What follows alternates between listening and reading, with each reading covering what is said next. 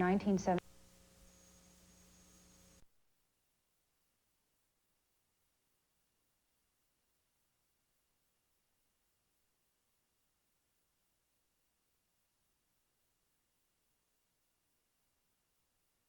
Together.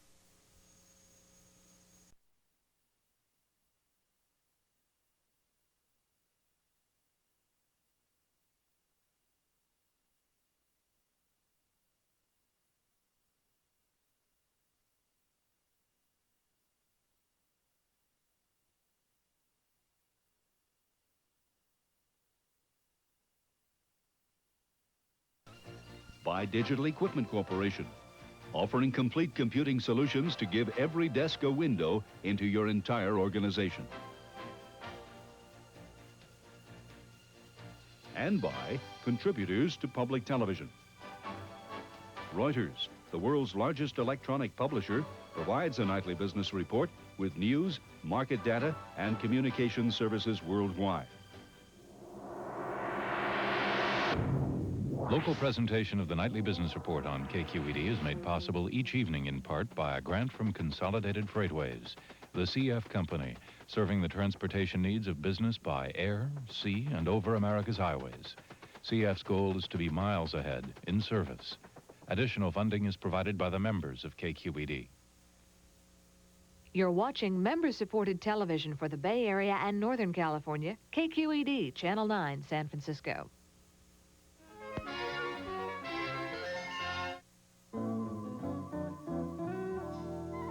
The Power of Choice is brought to you by Nestle, with a commitment to fostering creativity and promoting positive alternatives for young people. I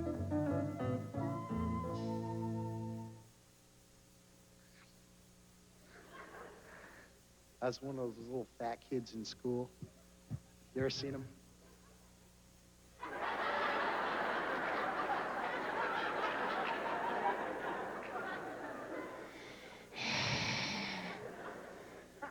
I can't run real fast. I have corduroy pants on.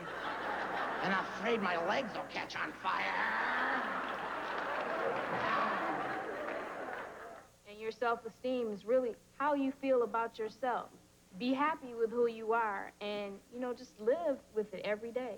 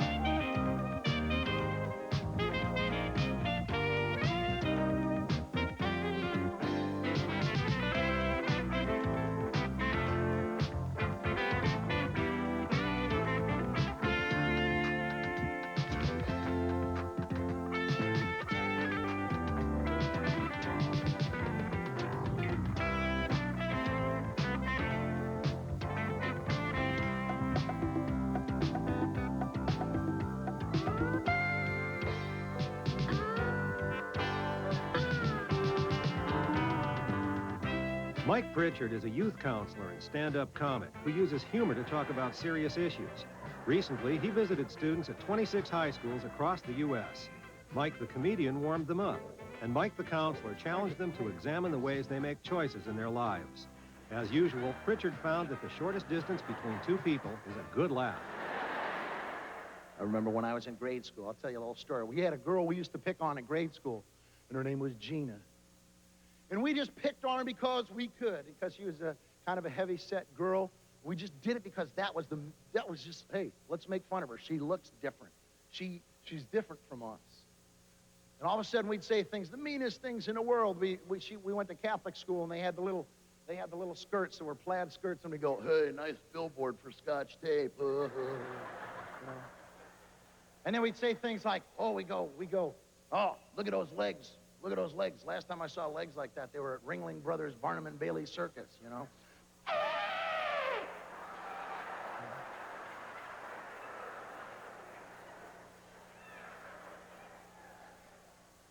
Oh, yeah, we'd say all the mean things to her. We'd say all those mean things to her. All the craziest things in the world, you know.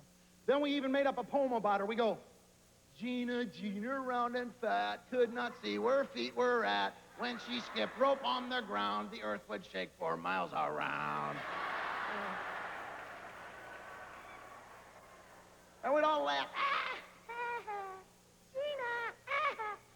You know what? She'd just turn around, she'd go, shut up, mosquito brain. Shut up, pinhead. And then she'd put her nose back in her book and make her little notes on the margin. And she never let it bother her. She never let it bother her. Because she already knew who she was going to be. We, like, never figured that out. One time I got hurt at work at juvenile hall. I had a bunch of stitches I had to get in my head. I got hit in the head with a pipe, and I was over at the hospital. And I was laying there on the emergency room table, and this beautiful young doctor walks. She was gorgeous. And she walks in, and she starts to stitch up my head, right? And I'm laying there, and she goes, oh, yeah, Mike Pritchard, I know you. I went to school with you. And I went, really? I didn't know that. I said, I would have remembered somebody as beautiful as you, you know. She goes, oh, I don't know. And I said, well, what class were you in? She goes, yours. Oh, really? She goes, yeah. You don't remember Gina, Gina, round and fat? She's stitching my head. I'm not saying anything. She can make me look like Frankenstein. Maybe more like Frankenstein. But I'm like laying there, I go, oh. And then I'm like getting real, you know how you're in that kind of situation, you're like, yeah, I go, well.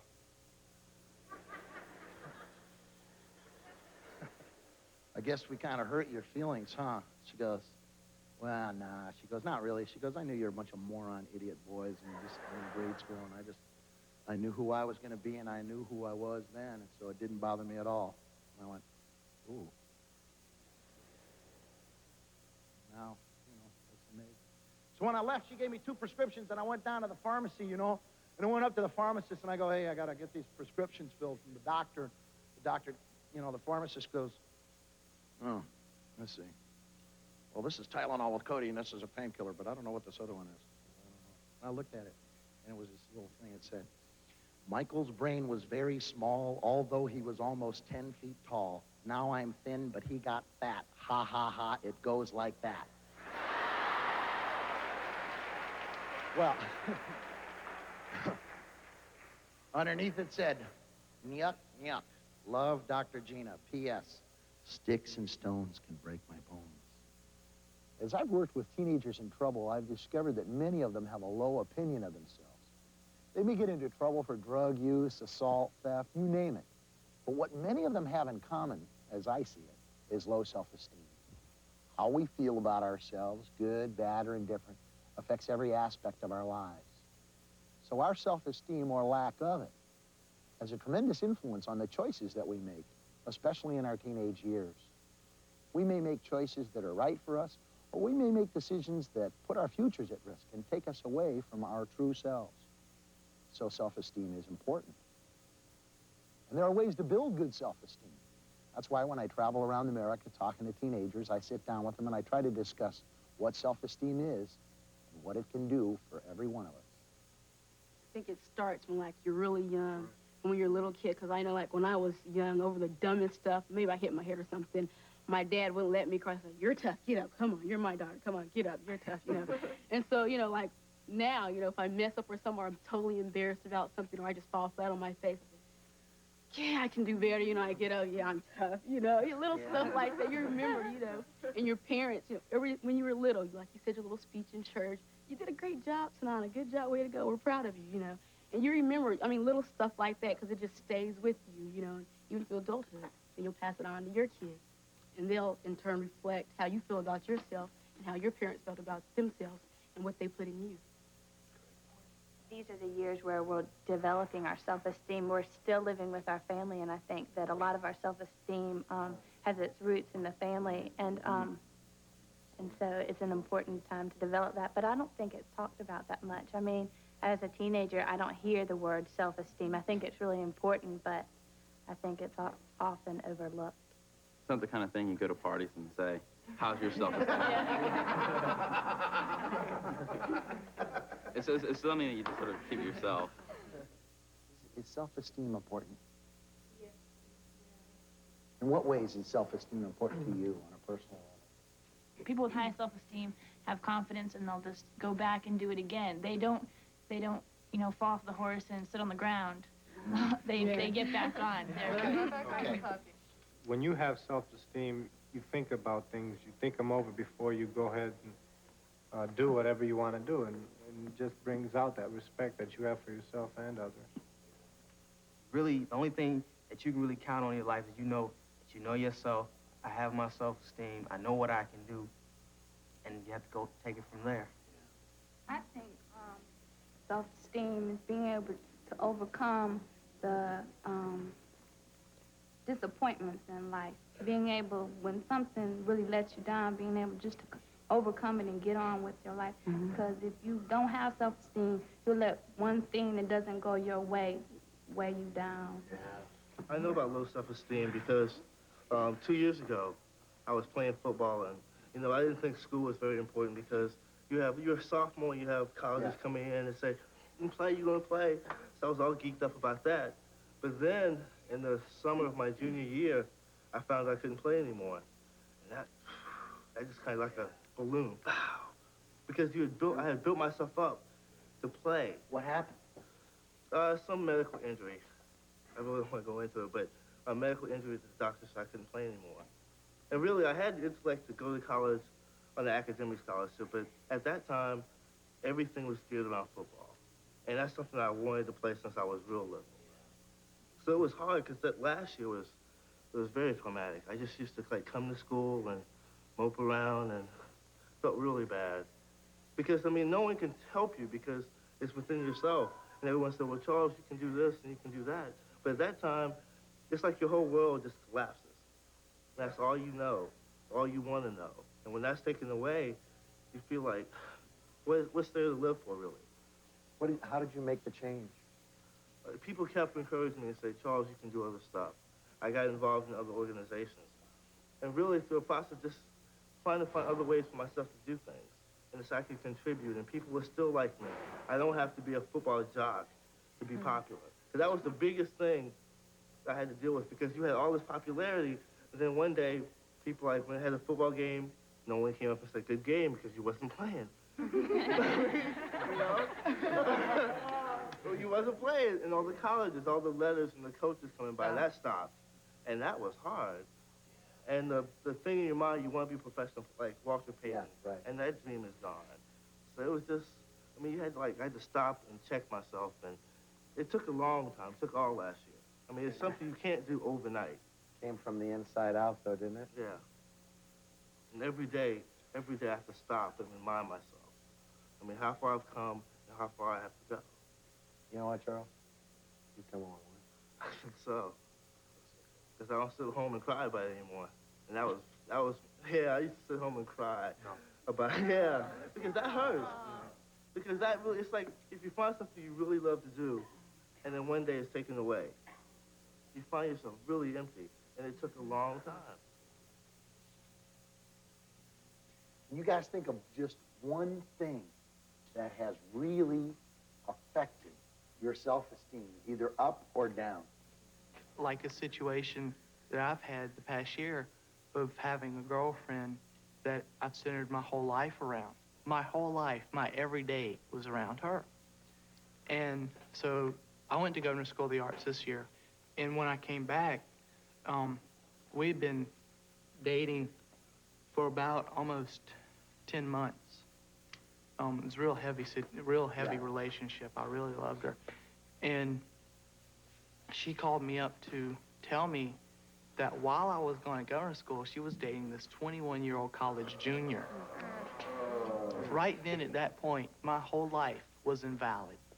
Everything that I thought about myself, everything that I thought about life, what I did and everything, shattered. And for all practical purposes and reasons, for the first few months of this school year, I was not here.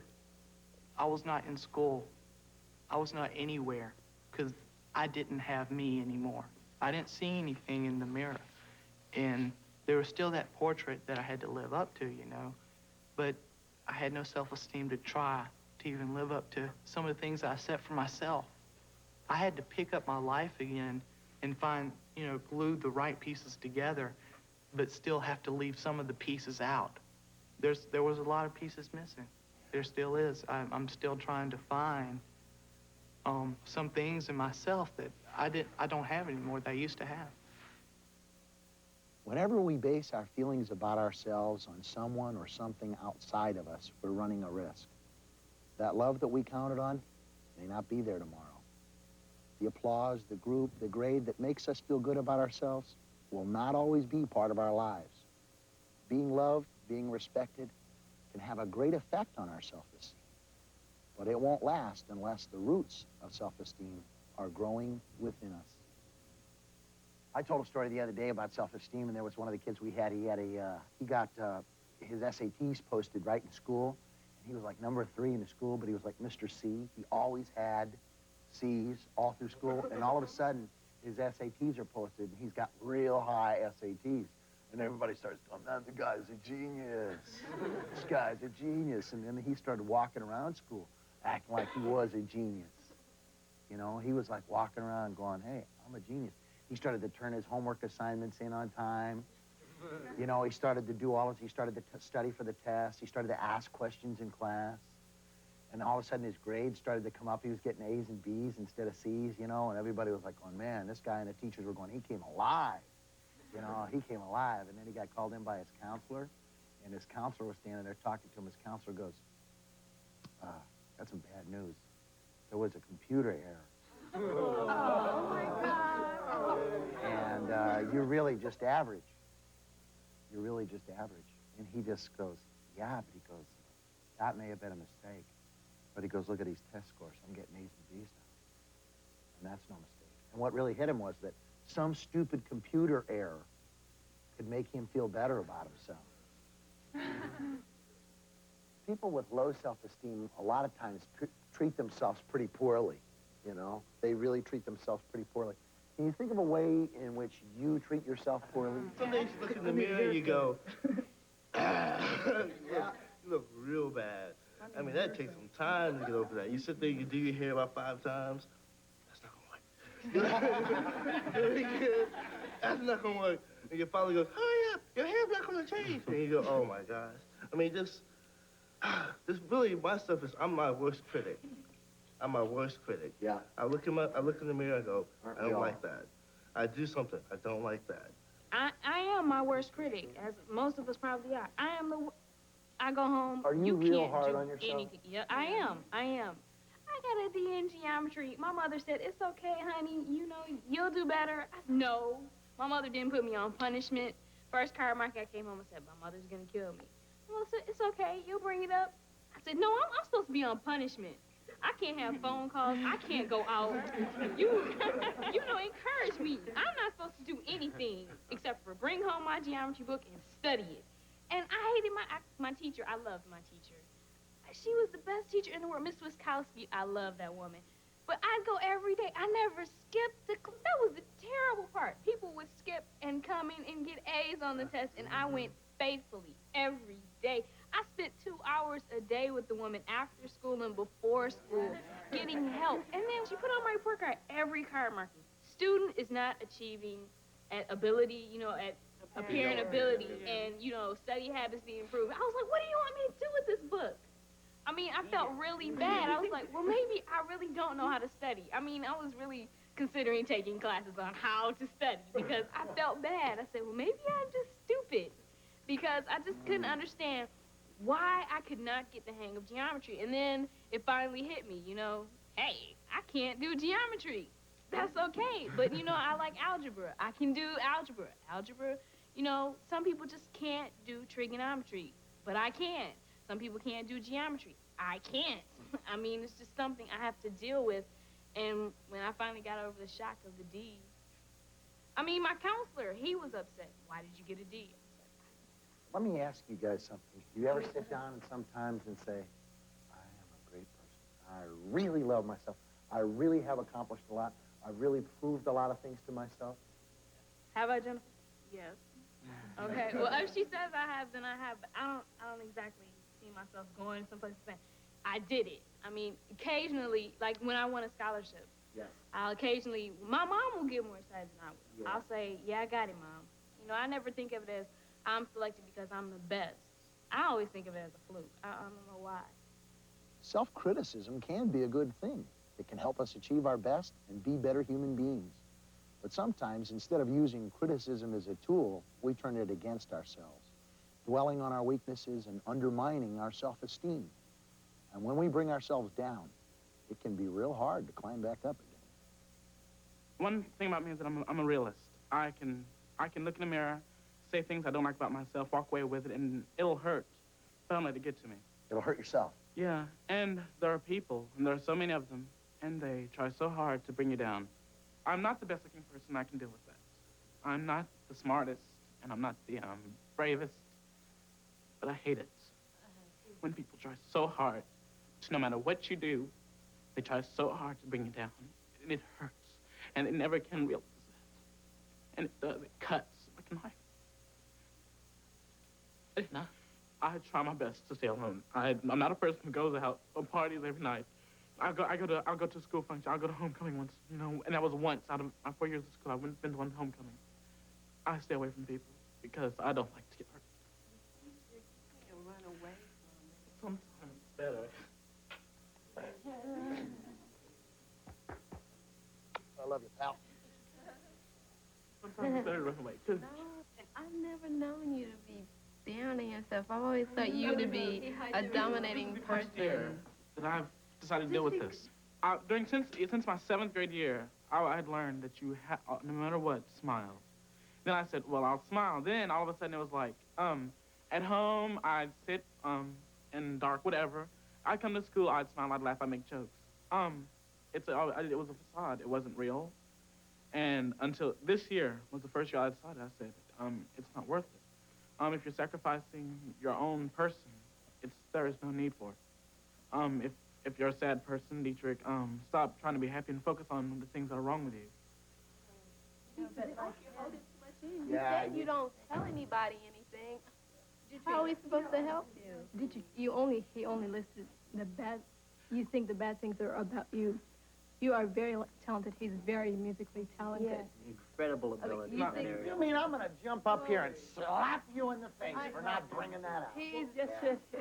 I'm the worst singer in the group. He only sees the bad. He's one of the best singers in the No, group. that's seriously. You feel like you have low self-esteem about your singing? I think the realistic is my interpretation for it. I guess if it is low self-esteem. How come they feel this way about you, and you don't value that about yourself? People think it's talent. It's when I singing. I have a voice that fits a certain type of music that I don't sing. That's the problem. I mean, I never knew he felt like this, but he has made me laugh so much that on days that I've been down, and I think that's the best medicine. And I mean, and I'm kind of surprised to hear that from him because he makes people very happy with their, you know what I mean? And you don't see his insecurities or anything. He makes you feel good, and even now it makes me feel good because he stirred so much emotion among us. It's surprising sometimes. We see people who are talented or good-looking or very intelligent, and we think they have it made.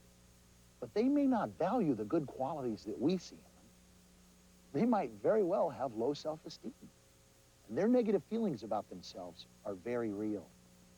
We can't give a person self-esteem, but there are things that we can do to help others feel better about themselves.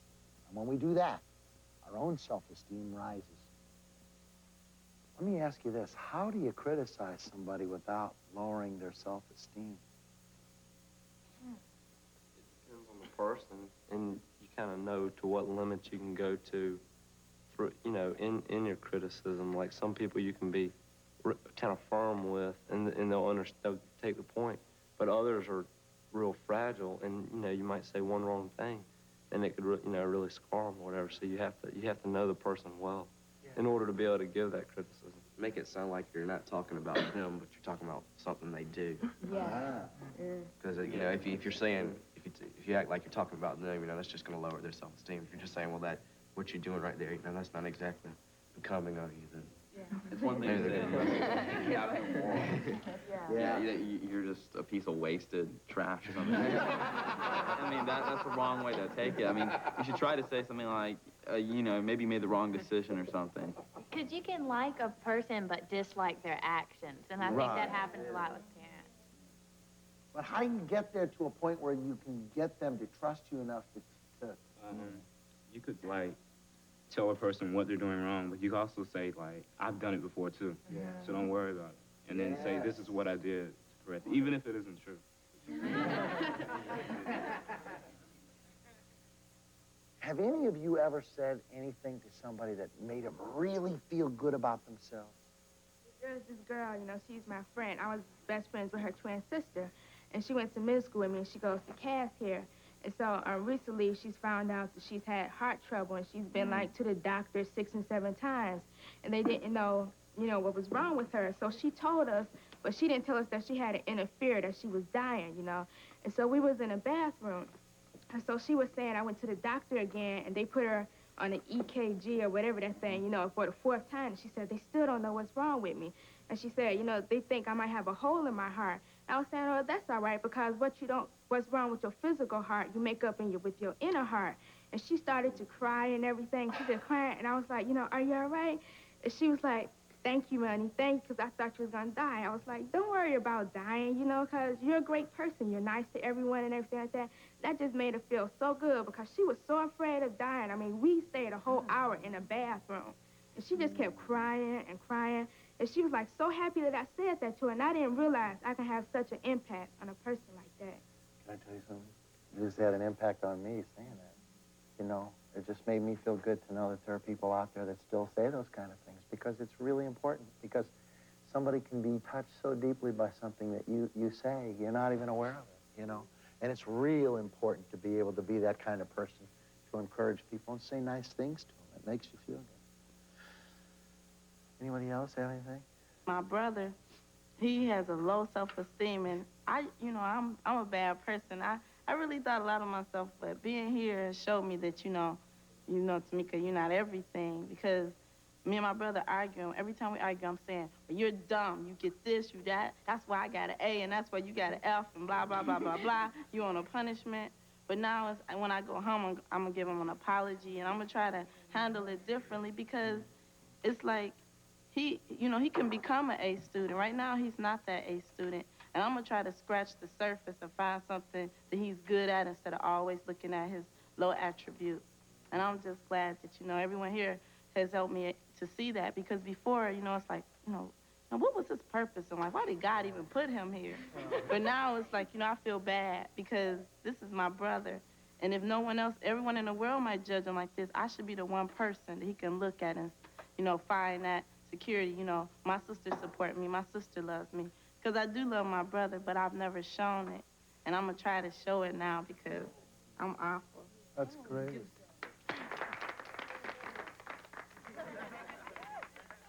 And that's a great choice. And in this life, you can make good choices or you can make rotten choices. But you'll always have the power of choice. God bless you guys. Thanks.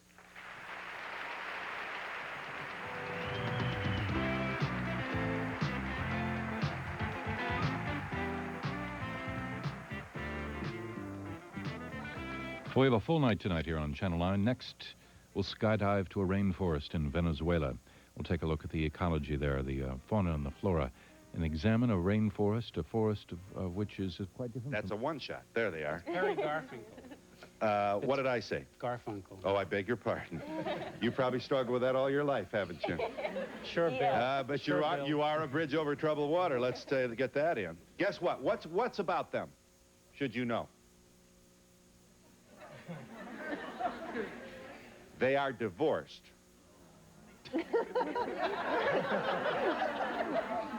Which one has remarried? The woman? How did you know that? She is happily remarried. He's still single. Now, wait a minute. Let me just... Now, we don't have that much time. I'll give you the brief history of these folks. Perry Garfinkel. You married when you were 18, am I wrong? No, we married when we were 22 and 20. We met when we were 16 and 18. Oh, that's what I'd see. And then you married when you were 22 and... 20. 20. And you walked down the aisle, and there was a little voice in you saying, you know, I just haven't sold my wild oats yet. Is this right for me? And but you were doing what your nice Jewish family home wanted you to do. Do I have this right? Right. Uh-huh. So you weren't sure. You went down the aisle, and what happened? You did not live happily ever after. We lived happily for a number of years. I lived unhappily for a number of years after that. I was, that little voice in me that was unsure whether I should be married or single got louder and louder. And I think as any man who goes down the aisle with cold feet, I thought this is part of the process. You know, you always question your actions, but the voice got louder, and my dissatisfaction grew. But we're here now to talk about your behavior during this time period. You're not going to be upset with me if I call this behavior passive-aggressive? Sure. You can call it passive-aggressive. Thank you. Do we know what this means? Do you know what it means? Hang on just a second. What's it mean? Somebody who doesn't make any decisions. He just gets mad at me if I make them for him. Procrastinate. Well, yeah, procrastinates. Like, we moved, right? And he played Conquer the World for 7 days, and I was dealing with 2 apartments, living in a hall, running to lumber yards, and he just played with his computer, and he was mad at me because I was moving. So you do the you-know-what work while he... Yeah, well, somebody has to. Uh-huh. When he gets mad, does he voice his anger? It takes about a month or 2, 6. And it all builds up? Yeah, and then he gets little subtle remarks, you know. Little stuff. Yeah, no, he's not nasty.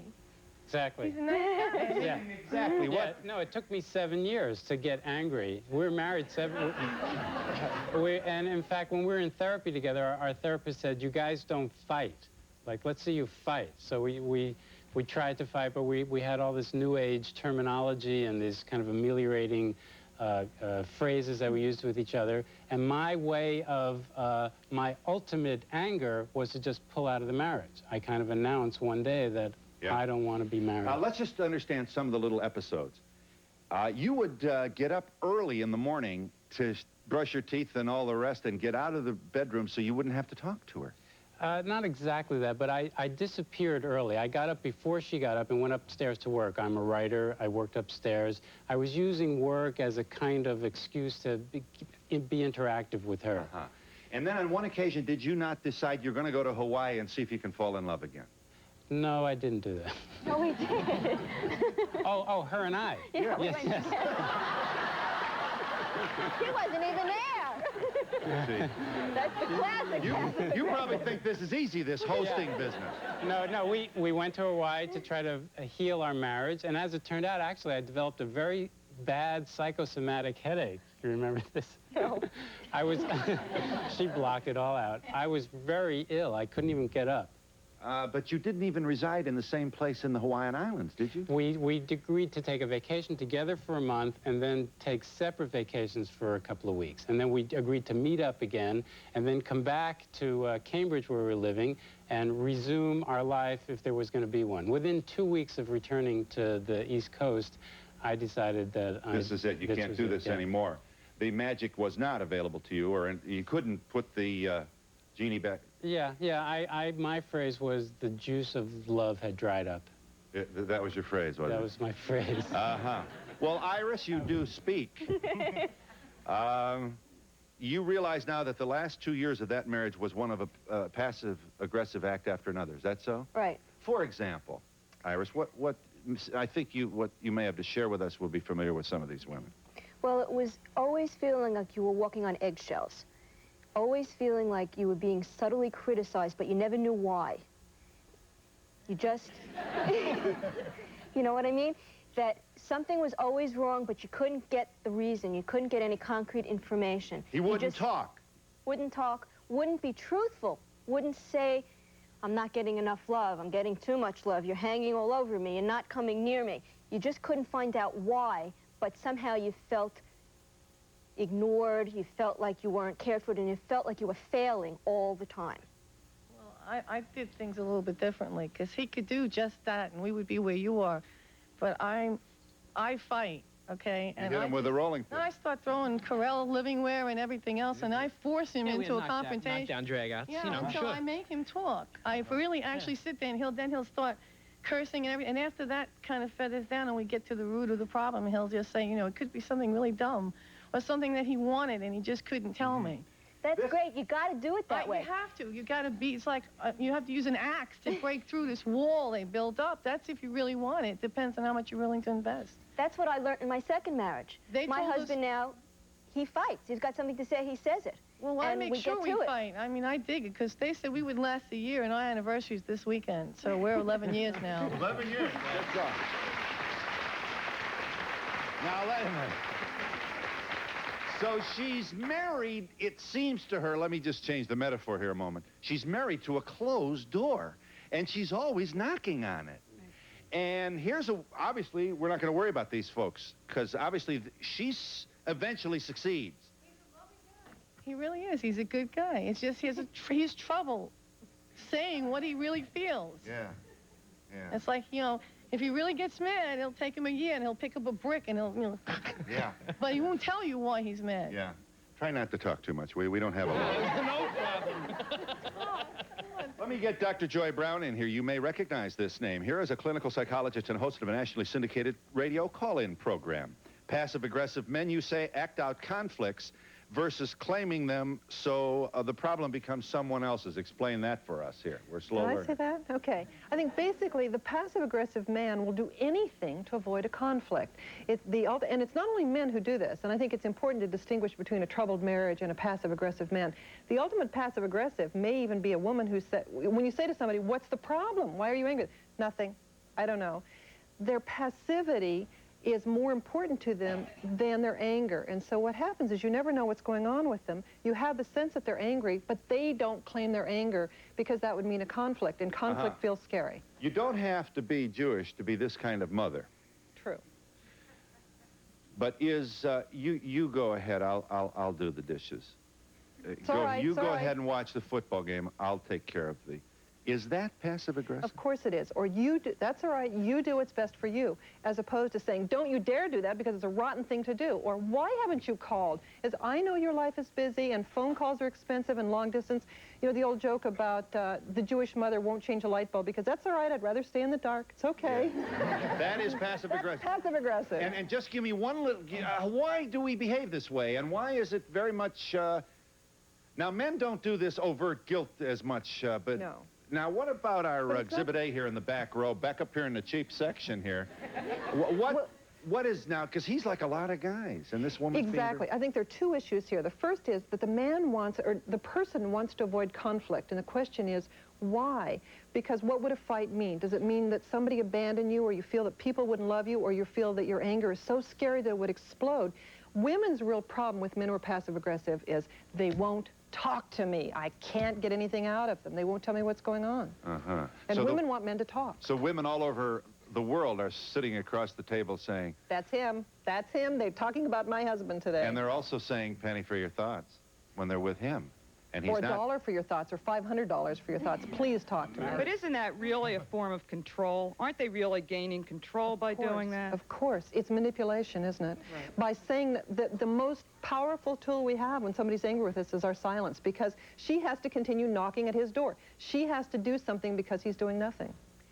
This is for Iris. I was wondering if, when you were dating, did you see any indications or have any feelings that after the same thing that you had after you were married from him, could you tell or anticipate anything would maybe develop into this? I should have known. It's a very good point, because we were dating for a couple of years, and at one point, about 2 years into the dating, he decided he didn't want to do it anymore. And he broke up with me very abruptly, said he fell in love with somebody else, and we were apart for a while, and then a year later, he came crawling back.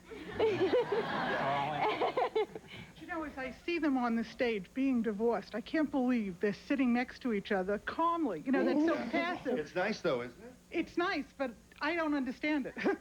In other words, you divorce a guy, you know, you're going to probably look for him and hide in the weeds waiting for him to come home, or what? Well, you know, after 10 years, I don't think we could sit on, you know, being divorced next to each other. Well, I'll tell you two things that happened to us. One, we have a daughter together, and that is a bridge between us all the time. The other thing is that I think we worked out the stuff between us with other people. which happens in relationships. She worked out what, you know, our relationship was with her second husband. I've been dealing with women since then about my own passive-aggressive tendencies. You're really trying to change, are you? I am. I think so I'm, when you feel yourself... I'm a recovering Let me just understand. When you feel this, it's a kind of a... and if I'm understanding passive-aggressive, it's... I don't want to know about these feelings. I don't want to deal with these feelings. I don't want to express these feelings. I'm just going to go. I'm going to be a frump. Well, you know, men are trained. I wrote a book about how men relate to each other called In a Man's World. And I understood through working on that book that part of what happens is that men are trained by the rest of men to internalize their feelings, to kind of keep their oppression down within them. The physical manifestation for me is I kind of grit my, you know, my jaw. Yeah. And hold it back. Another thing I also keeps the words from coming.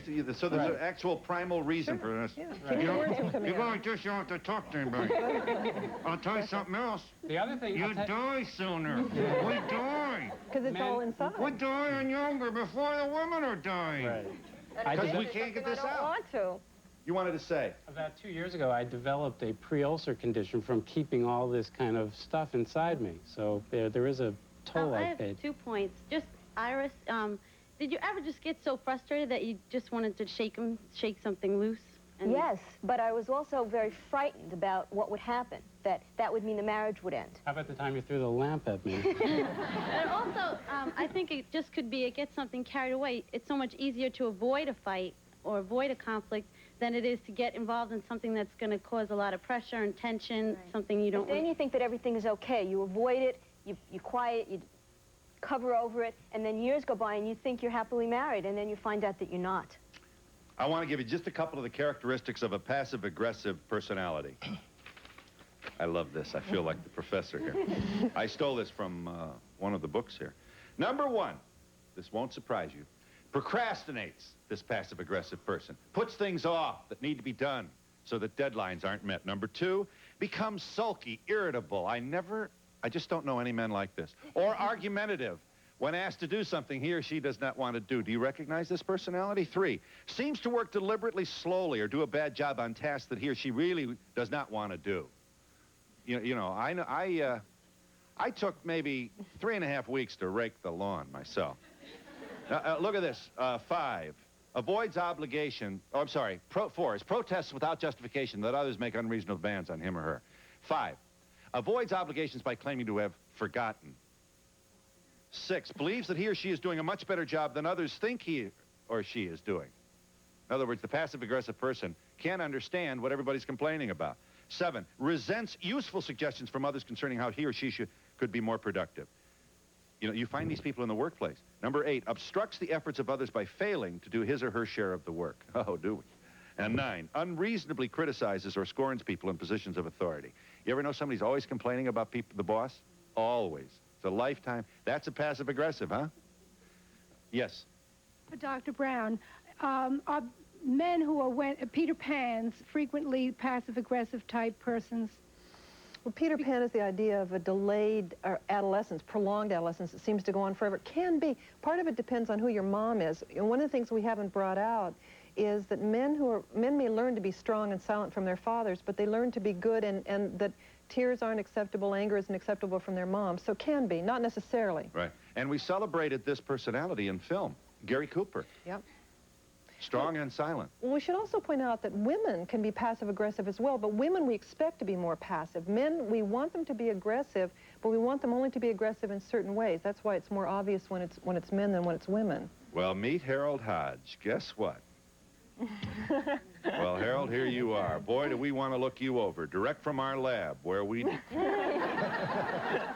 develop these stereotypes. All right, you don't mind me telling them that you're 40. You recognize yourself as a passive-aggressive type. While listening to guests on a talk show, I've worked with 3 psychologists, and I started to hear things, and I said, gee, I do that. Yeah, I do that. You do what, Harold? I'm an engineer at ABC Radio. No, I mean, well, that's fine, too. Oh, things that I do? Obviously, we'll have to cut you out of this tape, but that's all right. Yeah, what do you do? It says here you'll do anything to avoid a direct competition. Absolutely, absolutely. Avoid confrontation. Yeah. If there's a problem, if it's a thing, don't make trouble. Try to find a way to get around it. Solve the problem without confrontation. You're not married. No, I'm not. But there's a woman in your life. Yes. With whom you reside here in New York City. Yes. You obviously live in sin, and I speak for this whole audience when I say. Guilty again. You would rather be, this is interesting, this is honest of you to say this, no kidding. You'd rather be sarcastic than meet the Yeah. humor. I'm very good at that. Humor diffuses the uncomfortable moment. Absolutely. I see that a lot in men. Something like, sit there, don't worry, be beautiful, I'll go do it. You know, something like that. Sarcastic. I'm like that, too. Yeah. I'm famous for my sarcasm. Like what? Give us... Oh, God. Don't put me on the spot, Phil. I give little digs that are kind of, I think of them as jokes that we hope they understand, but I've hurt somebody. Yeah. But it's always indirect. It's never direct. It's all right. It's always my fault. Whatever you say, dear. It's a hit and run kind of humor. You know, I don't stay long to watch the ugly picture. Yeah. I want to know if there's a certain type of woman that gets involved with a guy like you, because my husband's not like that. My husband's my best friend, and like He we tells don't you fight. what he thinks. Yeah, we don't fight either, but he's not like you at all. Well, you can still be best friends and do these but things. we don't fight, like you said, you don't the lady fight. I live with is my best friend. And, but I mean, we don't fight, we don't throw things at each other, we don't yell at each other. How long have you been married? 6 years. And we dated for 6 years before that. How do you resolve conflicts when one of you wants to do one thing and one of you wants to do another? We compromise when we do a little bit of both. We talk about it.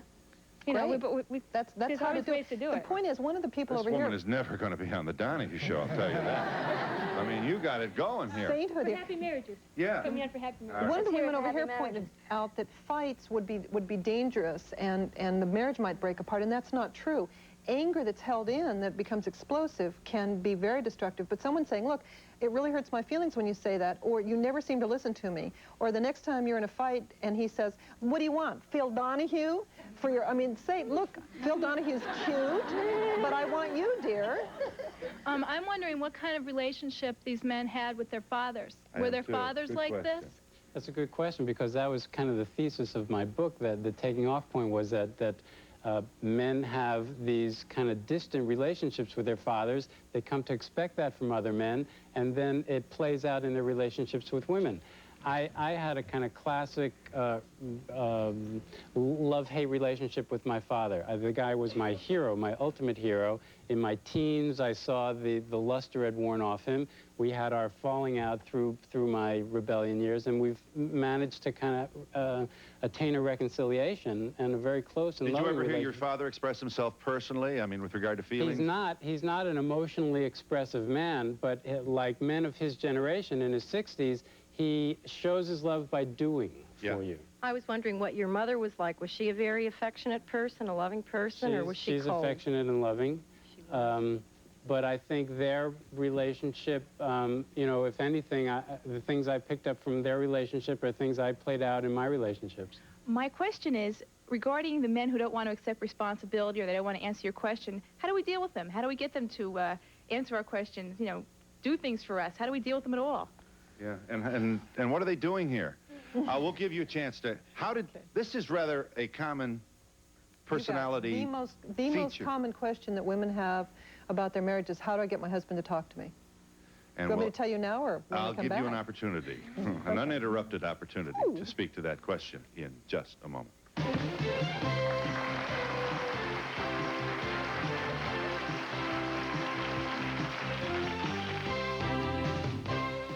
Okay, fix this, Dr. Brown.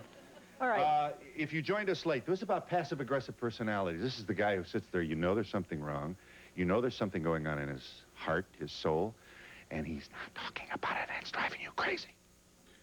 And how do we get here, and how come men are this way? It's not exclusively male, but we do see this in a lot of men. Yes, he won't talk to me. What is this? All right, first of all, make sure that you're not talking too much. You're not lecturing. Number two, if talking to him means that he has to admit he's a jerk, the likelihood is diminished that he's not going to do it. Oh. Third of all, be willing to listen to what he's willing to talk about, which may mean the Red Sox or the Yankees. Don't let your eyeballs roll back in your head. Let him talk about work. If the only time you want him to talk is when you're mad at him about your marriage, he's not going to do it. You can say to him, honey, I love you. I want this marriage to be better. Tell me one thing I can do to change it that'll make it happier for you. Yeah. And then shut up and listen. And you know what these men do who have this affliction? And I'm not passing any judgment here. I mean, honestly, I don't. I don't think guys wake up and say, I think I'll just be silent and make people crazy. Well... Oh, come on. You can't give malice to this. It's not... No, I don't think it's malice. I think it's habit. Don't you? Don't you think it's habit? It's not malice. It's not malice. Yeah. It just works. Yeah. But you know what they do? They watch television, these guys. These are the couch potatoes. I mean it. If you can't talk, you watch ESPN. He what? Never watches TV. You're making a fool out of me out here. Not even your show. You could have gone the whole hour without saying that. Right. I'd watch you if you had a show. Hang on a moment. Yes, ma'am. My husband is the typical passive-aggressive. He is, huh? When he comes home, he doesn't watch TV. He'll attempt to watch TV. What he does is falls asleep on the couch. And then it's a process of about 2 hours trying to get him up just to go to bed, which he already did as far as I see. Wrap yourself in saran wrap and meet him at the door. I promise he won't. Oh, please. I have tried everything. I have tried everything. I have waited for him after he's gotten out of work in the most sexiest thing I could find on the couch, and sure, we'll have a good time, and then it's like, good night. Yeah. You know? Is he getting enough sleep? It's over. It's just, one thing that I find that's really hard is that I love him very, very much, and Iris probably loved him at one time very, very much, and it's really sad that these guys don't wake up to the love that they have because it's going to be too late. Say to him what you just said to us. Say, listen, I love you. Tell me, it may be that both of you take And naps. I know that he loves me, too. I know he loves me very, very much, but he's a chronic liar. He's... you mean about little stuff? He's going to kill me. But it's about No, yeah, but little stuff that doesn't matter. That if he told me the truth, I probably wouldn't... I'd be like, oh, well, that's What does stupid. he lie about? Stupid little things. Why he's late coming home. But see, that's what you're doing. You've become his mother. He's become a naughty little boy who will lie to you. Stop being his mom. Say, look, I'm not going to be the mom anymore. I'm not going to ask you where you've been. We're adults in this. So I said I don't have 2 kids, I have 3. Exactly, but he won't stop being the little boy till you stop being the mom. Stop questioning him. Stop being his mom. That's where these guys, in spite of what they think, they learn to be passive-aggressive, not from their dad, but from their mom. Harold, you want to talk to this young woman? Yeah, be careful what you say. I was a little reluctant to come on the show because I wasn't going to tell her that I was going to be on. And she was going to be definitely watching this show, and she was going to be watching and say, I know that. What? He knows I was coming on, and he knows me. I would have most likely stood up, which I did. And everything that I said is not anything that I haven't said to him before. Yeah, he's not a liar. He lies to you because he's feeling threatened. I'm not trying to be mean or anything. I really do love the man, and I want to spend my life with him. I'm the type of person that likes to go out and socialize, and he likes to do that too, but somehow in the course of our relationship, we stopped doing it together. And right now, we're just starting to get back into the swing, but it's been because of my constant nagging and pushing. Come on, let's do it. Let's go together. Let's be together. Let's, Go home and say to him, let's pick out one thing you want to do tonight, and I'll go with you. Don't try and make him do what you want to do. Go and do what he wants to do. And remember how it felt when your mother said to you when you were 14, where have you been? You'd lie, especially if you were someplace you shouldn't have been. Don't be the mom. But I could, in all honesty, I could care less where he's been. Then don't if he ask. says have Then supper don't ready ask. at 6 o'clock, I have supper ready at 6 o'clock, and he doesn't get home till 8, it would have been really easy for him to just call me and say, look, we have our own business. He had to go do a tow. Okay, no problem. Go do the tow. But why didn't you call me? Because he's being the naughty little boy, and he doesn't. You know what? He's a man who says, I don't have to report to any woman. No, but you know what? This guy could live to be 300. He's not going to find a woman who cares this much. In my opinion, I don't want to... I tell him that, too. Huh? I tell him that. You have to really... I really admire the 2 of them here. They're knocking on this door. They don't what? Well, we went... You're still sitting together, I'm pleased to know. I mean, well, before we were going together, right? It got so bad that we went for counseling before we got married. Then we got married we eloped and then got married in 2 weeks. And then he was talking for a while, and then he closed his door again, and it went on for a while until I went nuts and said, this has got to stop. So when we started talking, now he's coming back a little bit. I open up, sure. Yeah, I open up he once gets in a year. periods, and if I let him, Yeah. if I just look the other way and get tired, he'll just close into a ball, and that'll be the world will go by. Yeah. I don't let him that happen. So Well, the whole thing is you wanted to bring out about the risk factor. but it's a risk factor in a relationship. If you're not willing to take a risk, I don't think it's going to happen. If you really feel that much about him, stand on the ceiling if you have to. After you have a good time, he wants to go to sleep, keep him awake. Take him somewhere where he can't sleep. I do that to him. Yeah. I had to resolve myself to the fact that this is the man that I chose. This is the man that I marry. And it's going yes, and I love him. Don't let him go to sleep. No. Make him pay attention. Take him somewhere where he has to pay attention to you. It's just something that I've had to resolve myself to, that it's going to be a long, slow process. And I have my whole life to share with him, so it's going to take that long, then it takes that long. Hang on one second. I know you're bursting, but just, Okay. I was married. My husband was the greatest man in the world, but I lost him 4 years ago. He died. And I have an 11-year-old son, and I want to ensure that I don't do this to my son. To me, it seems like there's a great lack of communication, but the frustrating part in these situations is trying to get your mate to communicate. How do you do this, and how do I prevent this as a single mom not to do this to my son?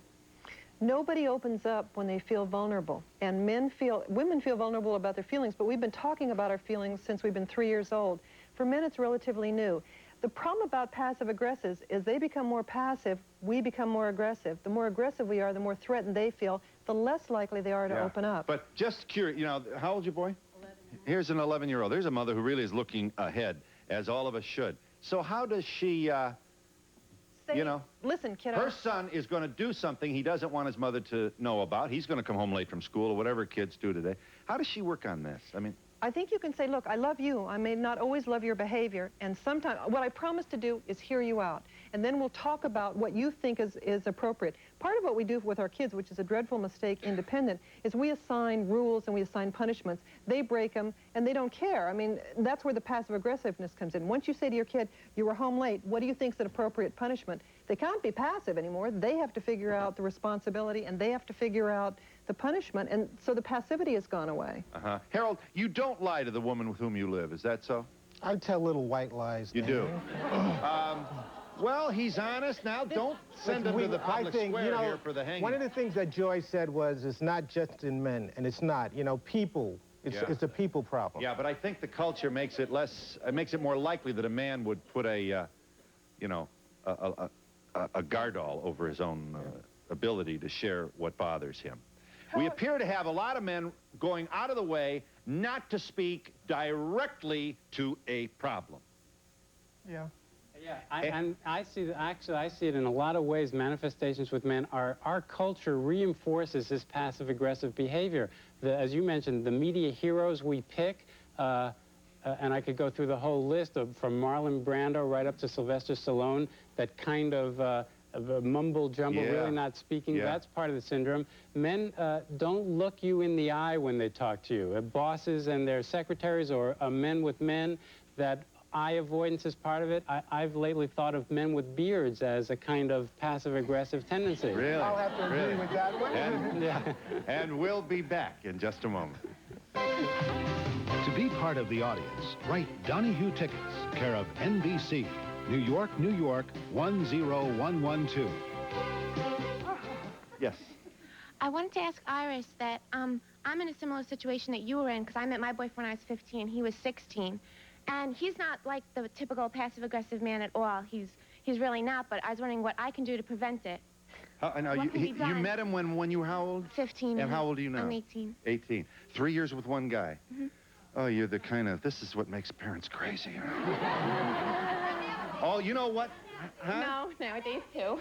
Not nowadays. But think of all the life she's missing, the guy she's not meeting, the friend. I know you don't. That's the problem. There's no way for us to... You know what I mean, don't you? And I'm looking real old, aren't I, right now? All right, that's another show. Answer her question. Okay. What is the question? What she can... What is the question? Yeah, what do I do? What can she do How to can I prevent contribute to make sure that this doesn't happen? Well, a device that I use with my second husband, who we have a very wonderful marriage, is we pick a word that we mean you must speak totally honestly when this word is said. Our word is Shema. And when we say that to each other, that means I really want the absolute truth. No fooling around. This is our ultimate commitment. And if you set up a little space where you know that you have the right to ask for truth and he has the right to ask for truth, I think it goes a long way in keeping the dialogue going. How did you come What's to the that? word? Is that a Hebrew word? Yeah. What is the word? Shema. And don't ask me what it means. Yeah, that's I don't an remember. interesting idea, but just... It's a prayer. What is the laugh now? I don't know. I got to start paying attention to... Here. Listen, here's my point. Listen. I like this. This is neat. But can't it be a... you can almost take a hostage with a deal like that. For example, have you ever lusted after Stephanie in your office and then throw out the word that he's got to answer? Is that fair? In other words, couldn't you start a war unnecessarily with this kind of demand for... No. No, not if a relationship is based on you want to be totally honest with your mate. You don't want to keep secrets. You don't want to hold back. And you both have the commitment. Aren't you honest all the time, or are you just honest when you say this word? No, you're honest all the time. Wait, hang on just a second. I just want to say that there's a serious reason for people not being able to speak up, and it might be that, you know, men have been like this for many, many years or whatever, going back to cavemen. But the point is, a lot of them are very sensitive for reasons, things that happened to them when they were children or whatever, and patience is needed and sensitivity, and nobody seems to be saying that, and I just thought I would. How patient should this woman be? Very patient, very patient. If she loves him, she should be very patient. I think you can be understanding without being patient. I think you can create an atmosphere where somebody saying something stupid doesn't mean that you're going to go for their jugular, that people need to feel it's okay to be who they are, whether they're 11 or in a marriage. Women sometimes don't like to hear men talk about the fact they're frightened. We don't really want to hear some of the things that they're willing to say. Over here. Can you handle the problem the same when it's an unemotional female that's the passive-aggressive? Yeah, I think the issue is the same, is that what you're saying to somebody is, please talk to me because I love you and I'm not going to hurt you when you allow yourself to be vulnerable around me. Yeah. I was going to say that I've always made a policy never to ask questions that I'm not sure I want the answer to. Amen. Absolutely. Good for you. That's a good idea, isn't it? Yes. I have a question. How do the passive-aggressive men who don't want to handle a problem at home, don't want to talk at home, how do they survive in the business world as middle management? Perfect, because passive-aggressive men are quite often very aggressive at work. And because they put a lot of their energy and their time there, when they get home, they want to relax and not talk. Be careful that's not one of the issues in your marriage. It's all business. In fact, in the business world, I think they thrive because passive-aggressive to me means that they are drawing power to them. And you're competing against other people, so you really don't have to do certain things. Right. And they maintain control. Yes. I think perhaps it's not even just men or women. People who come from homes where there's a lot of fighting, they want to make sure it doesn't happen to them. When they get married, they say, oh, I'm not going to fight with my mate. So they squelch it, they push it down. Right, they think that's better, and it's really not. You're better off hashing things out once in a while. Yes, ma'am. Stan? I just had a question. You all mentioned that you were in therapy. What did your therapist do? Because it sounds like it's a real problem of communication. It sounds like that was something that your therapist should have worked on with you all. I mean, well, actually, the pivotal point in our therapy was when the therapist asked, "What do you want?" And she said she wanted to make the relationship work, and I realized I wanted out of the relationship, and that was the turning point. So the therapist helped us. No, the therapist helped us. I found my way, and she found hers separately. But you all didn't work on communication, which possibly that could have helped held the relationship together. You were happy for her when she got remarried? In a way, I was, yeah. I was happy for her. I was happy for two reasons. She had found some happiness, and it relieved some of my guilt, quite honestly. But there was a part of you that... Pardon me, that... About coming to the wedding. I went to my ex-wife's wedding, and then I actually wrote a story about it for a magazine. It was a very moving moment for me. I went very cavalierly, thinking, this is my past, and I'm moving into my future, but the bonds between us were strong, and I don't know if you can feel it, they're still very strong, that it made me feel terrible to realize I had lost this. I want to pick up on something. Hang on a moment. I got to do some business here. Not terrible in the point that you long in any way after her. You wish her well, huh? No, I wanted to be married to a woman and feel as much love for that woman as I felt her and her second husband feeling for each other. So I envied the situation. I would like to remarry. Any women want a passive-aggressive man? And we'll be back in just a moment. wondering what you do after you've tried very hard to, like, he liked the Mets, and I knew nothing about baseball. And if you try and you really get involved in something he likes, like weightlifting, and I shoot film for him. And then he says, oh, that was nice. And then I said, well, let's do what I like now. And he goes, oh, I don't want to do that. I mean, what do you do when you really go out of your way to do for him? How long do you put up with this as a couple? I mean, I went out with him for 4 years, and I got this for 4 years. Are you still going out with him? Well, are you crazy? So she did what you're supposed to do. No, She's not going to waste any more time with this guy. I think that's part of it is once you've done something for 4 years, he expects it. One of the things you have to do is sort of figure this problem out early on. If it doesn't feel right to you, don't assume that it's your fault. Men aren't the enemy. They're not the problem, but neither are women. When you do something for him, it's okay to say, look, honey, I did this for you. Now it's my turn. Let's take turns. He did, and he wasn't interested. If he says take a hike, then you say, history. No, he would do, like, after I nagged him forever, he would do what I wanted. But you can say to him, look, I don't want to be in the position of nag. I'm not your mother. Well, everybody repeat after me. I'm not your mother. That's how it ended, I'm not your just mother. like that. Okay? I'd like to ask the... Sort of thrill the mothers watching her. Yeah. I'd like to ask the, those two. Yeah. How do they feel Perry about and each Iris. other? How do they feel about each other now? If you joined us late, Perry and Iris are divorced. Yes, yes, they are. And Iris has remarried. Perry has not. Yes. They want to know how you're doing. I feel kind of like he's a cousin, actually. I met this guy, I was 16 years old. He's one of the only people I have known since that time and still know. Yeah. So we have a lot of history. And I feel very close to her, and yet there are buttons that we can push each other that go back 15 years. You know, we've known each other as long as we've known anybody on this planet. Over here, please. I just wanted to ask Perry. He said he was a recovering passive-aggressive. Can men or women truly recover from this? And if so, do they all need to go through therapy to do this? Yeah, I think you can. I think passive-aggressive, when he's saying recovering, he's being a little bit flip about it. Of course you can change your behavior, and you don't necessarily have to go through therapy. You just have to want to do it. I'm not being flip. I think it's part of my personality. And you have to work on it every day, not on like an alcoholic. I have to think in relationships with women today, I go in and out of this tendency. Yes. Do you think it's possible that women who are passive-aggressive, like I think I'm sort of passive-aggressive, will go after a man who is passive-aggressive? That way both of them don't have to deal with conflict? Yeah, but and then they end up. The question is, what you talk about, and the answer is nothing. I mean, you know, then they end up with like, because like in a way she avoided the conflict too. She in the beginning of the relationship when she was younger, she didn't go after him. So if she did, maybe she was passive-aggressive too, and if she started out earlier, they would never have had the problem. There can be the patterns where you may be passive-aggressive and let him come after you, and the two of you sort of move in and out. As one is aggressive, the other becomes passive, and it goes on. Yes, over here, Will, please. Yeah, Perry, it just seems to me like you want to remain that way because even you asked if there's any women here that want a passive-aggressive. Was a joke. Do you want to change or not? Joke, dear.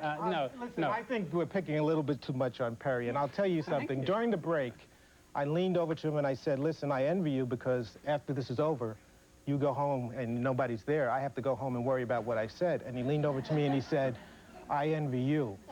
So he's not a bad guy, and passive-aggressives are not bad people. They just need to learn to be more forthcoming about their feelings. Yes? I'm married to a passive-aggressive that I met when I was 15, and I just want to share the hang in there because I broke every handle off my pot was broken off. The door jambs from slamming.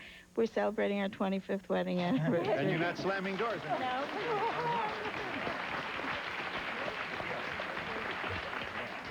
I just want to ask Perry, how's his relationship with his daughter now? Is it like a closed door with her also? No, like we're very open and loving. We talk about everything. I wish she were here to tell you, actually. That would be more interesting.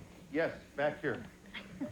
Are there any occupations that are conducive to this type of personality, or maybe places in the workplace where you would not find this type of person? Well, I think salesmen tend to not be passive-aggressive. I'm trying to think of anything. They have to be out there. I think talk show hosts are not passive. Don't bet on this. And we'll be back in a moment.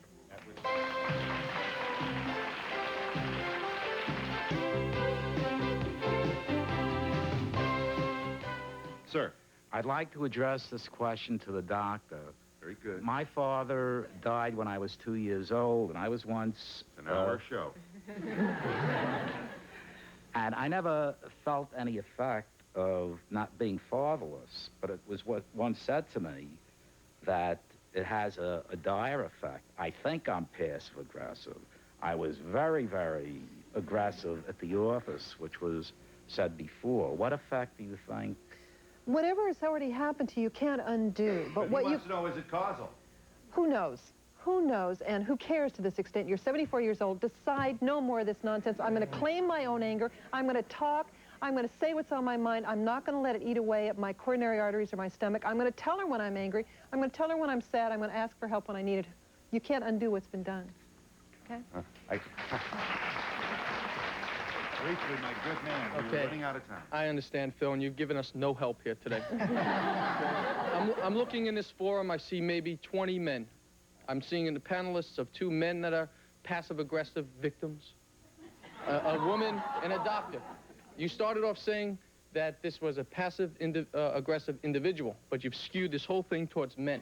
Isn't that awful? I know. I mean, I know what you mean. Where are the passive-aggressive women of the world, and what do they do? That's a good question. Well, that's a good question. There have been a number of women in the audience who claim Now, themselves. sit down. I agree. No, just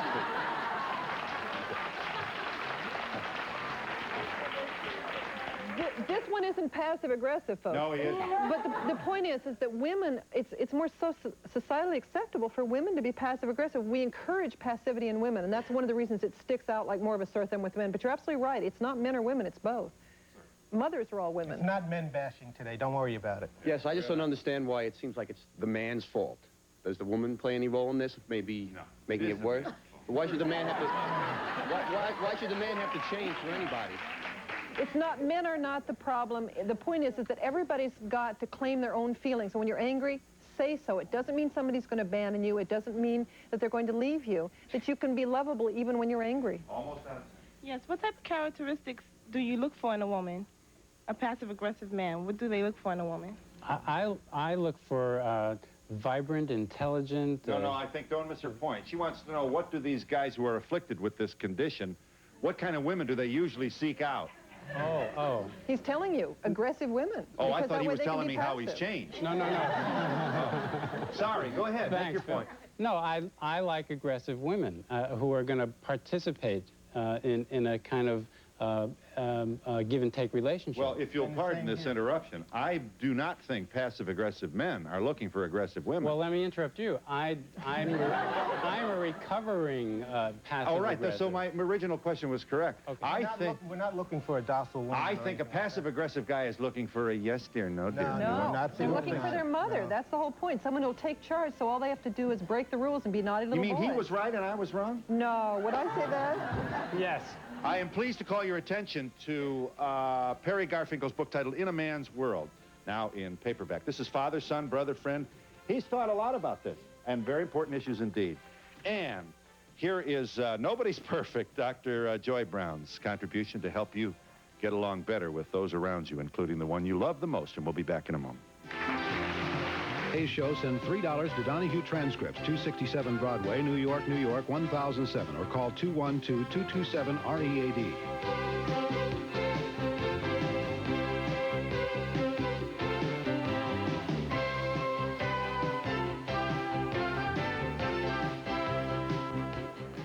Let there be no confusion that I may have engendered. The passive-aggressive male often looks for an aggressive, assertive woman who is the legacy of his mother. Well, isn't that interesting?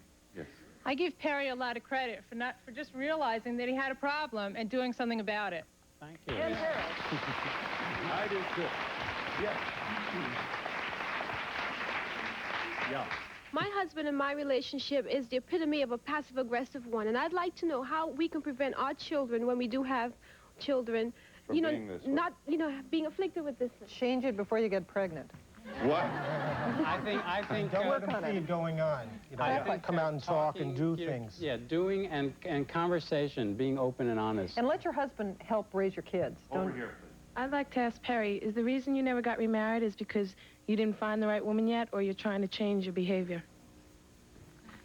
Little bit of both, I think. It's a long story. Next show, I'll tell you about it. Yes, sir. A real live male here. You say that you're recovering passive-aggressive. How do you push yourself to, like, recover? And I don't see how you could do it if you have that disease. Well, because I think I'm now aware at the moment that I am taking that back. Lift it, firm it, fill it. Discover the latest in cosmetic surgery with Dr. Dean Adele tonight on Channel 7 News at 5. A new sound has come to the tropical rainforests of Borneo. Is it the sound of progress or a death knell? Channel 7's Janet Yee ventured into these remote jungles. She returned with fascinating first-hand reports. Discover the people and their world tonight on Channel 7 News at 6. Sears Optical has values you can see. Just buy one pair of customized tinted contact lenses, get a second pair of clear contacts free. That's value you can see at Sears Optical. This is drugs. This is your brain on drugs. Any questions? Close time! Close time! Close time! Close time! Designer brands at 20 to 50% off. Clothes time. If you had sensitive skin like I do, which moisturizer would you choose? One for sensitive skin, or one created for sensitive skin by the people whose skincare treatment has kept more faces looking younger, smoother, sexier than any other in the world? I know which one I'd choose. Introducing new, white, fragrance-free oil of Olay for sensitive skin. Grow old gracefully? Are you kidding? Nurtured in the warm Italian sun, Bertolli harvests the fruit delicately, presses it gently, but with vigor. Only once color and clarity are perfect will Bertolli olive oil become an essential part of all your meals.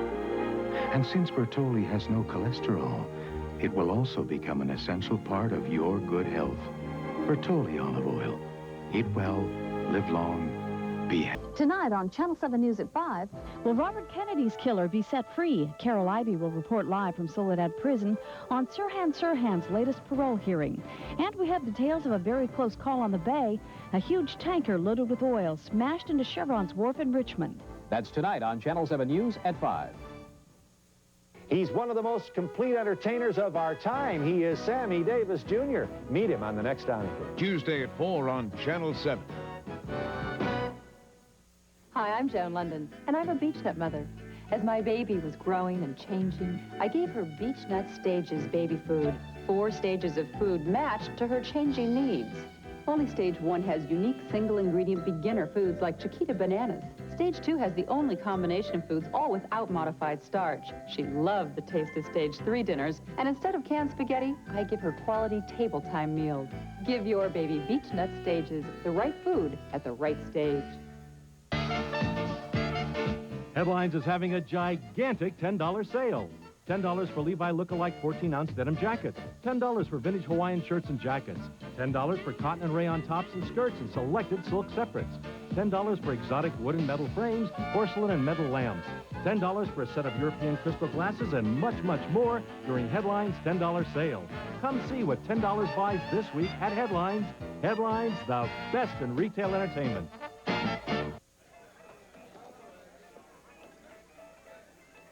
More pecani sauce. Let's use mine. Well, that isn't paste pecani sauce. What's the difference? Paste is made from fresh vegetables and spices. By folks in San Antonio who know what pecani sauce should taste like. Well, this stuff's made in New York City. New York City! Stranger, I hope you can beat a full house. Pick up the original. Pick up the pace. Just in the Channel 7 newsroom with a look at some of the stories we're preparing for Channel 7 News starting at 5 o'clock. We're going to have the latest pictures and a live report from Beijing. Students just won't be intimidated. They won't go away, and their numbers have swelled again today. You find out about the big push to sell insurance to senior citizens, insurance that they may not even need. Dr. Dean Adele will continue with his special report on plastic surgery.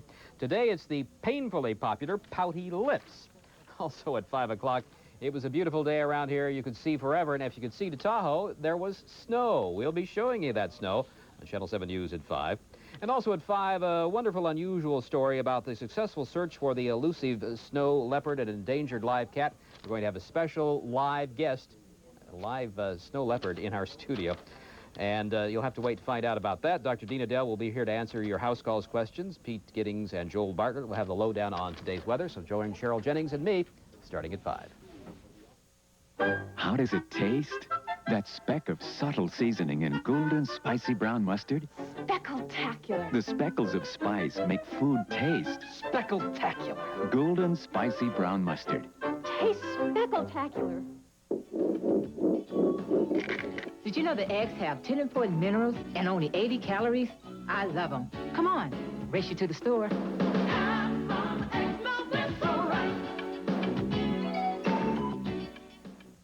We both came shopping today to buy canvas shoes. I went to the Payless sale. I went to this other shoe store. I picked this white canvas shoe. I picked the same shoe. I spent the same amount of money at Payless that I spent at the other shoe store. And I got this little navy one, and these little red ones, too. And she got my other white shoe. Skip on over to Payless now, because women's canvas shoes in lots of fresh new colors are on sale for just $4.99. Payless Shoe Source. You could pay more, but why? Here's some news the Noid won't like. New Domino's Pan Pizza. Fresh from the oven and delivered in 30 minutes or less, guaranteed. Domino's Pan Pizza. Thick crust, generous toppings, smothered with cheese. Sorry, Noid. Call for new Domino's Pan Pizza. Nobody delivers better. Over the years, I've played many roles, but being a mother has been the most rewarding. We mothers influence so many family habits, even the care of their teeth. That's why I talk about tartar control crest with fluoride. Dental studies show many of our families have more tartar. Hard, ugly tartar makes cleaning teeth properly more difficult, and the toothpaste more dentists recommend to fight tartar buildup is tartar control crest. My family knows it works, and so will yours. I know what you want, I can read your mind. Tyson Gourmet Dinners. 'Cause you and me, we're two of a kind. The kind of dinners you just might not cook yourself. We're just family, you and me. Tyson, feeding you is good, as good as good can be. Even if you're eating alone, at Tyson we cook every dinner as if you were eating with our family. Tyson's feeding you like family. Tyson's feeding you.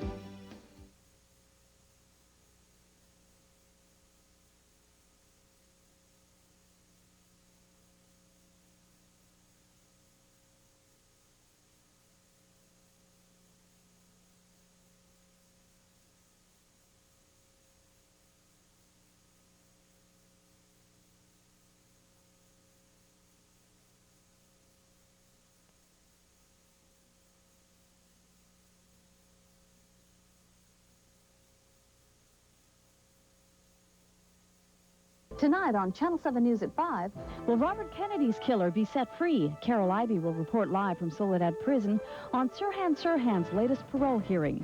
And we have details of a very close call on the bay. A huge tanker loaded with oil smashed into Chevron's wharf in Richmond. That's tonight on Channel 7 News at 5.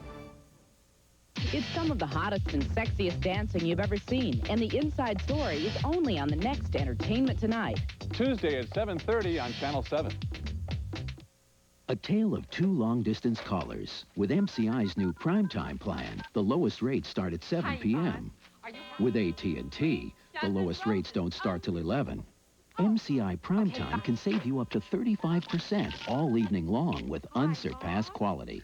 So why wait till 11 to start saving? The choice that's right is the choice on the right. MCI's new primetime. Before you make one more call, make this one. Frisky cats feel so good about the extra nutrition in new, healthier formula Friskies, they want to say, thank you.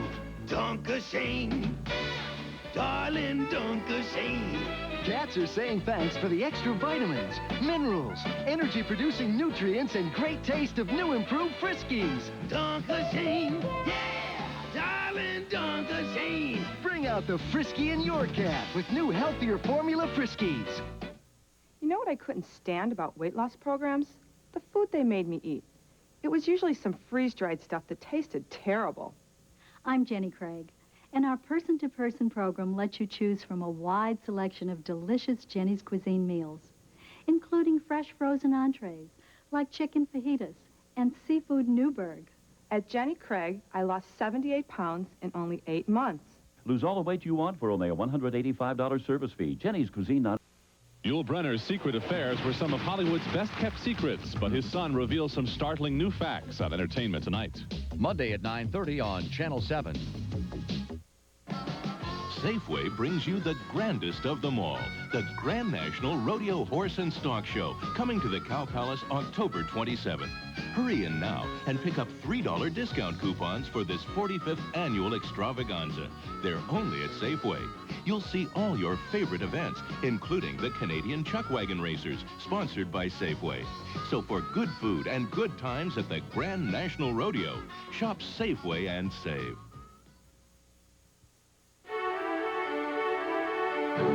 Nothing relaxes like the carbonated baths at the great spas, except new Actibath, the first carbonated bath tablet. Add it to hot water. Let it carbonate. Feel the soothing.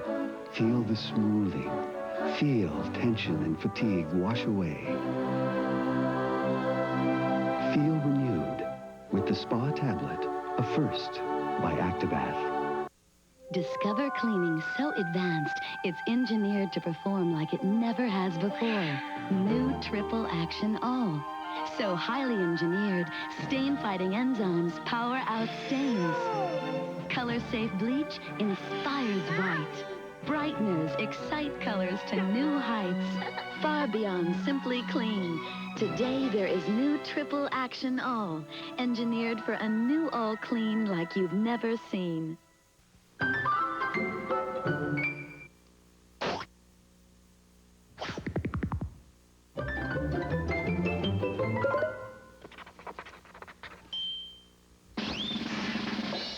It's new cornbread twists, made with real cornmeal. Crispy on the outside, tender on the inside. Oh, and by the way, they go perfect with, chili.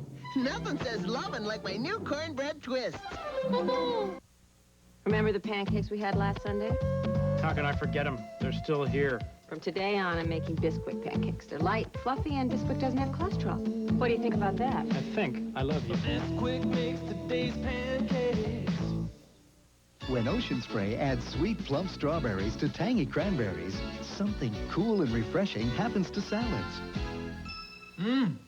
Cran Fruit brand sauces add a cool, refreshing zing to everything.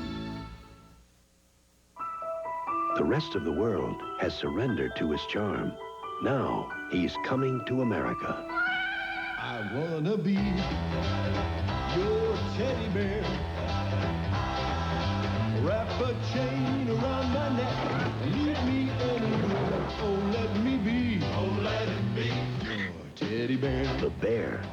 Won't let me be. Rated PG. Parental guidance suggested. Your teddy bear. Starts Friday at theaters near you. Holly Wilson of Santa Clara before Nutrisystem and after Nutrisystem. I've lost 40 pounds in 4 months, and I'm still losing weight, and I could have never done it without the Nutrisystem program. Losing 40 pounds on my own seemed impossible. Nutrisystem works. And now, only at Nutrisystem, discover the new image computer that actually shows you what you might look like after you lose the weight. Lose up to 20 pounds for $39 or all the weight you want for only $39 more. Call Nutrisystem now. Brynner's secret affairs were some of Hollywood's best-kept secrets, but his son reveals some startling new facts on Entertainment Tonight. Monday at 9:30 on Channel 7. Marty Sherman and George, we're celebrating the grand opening of our new Redwood City store with savings of 30, 40, up to 50% off. Save at all Sawmill stores.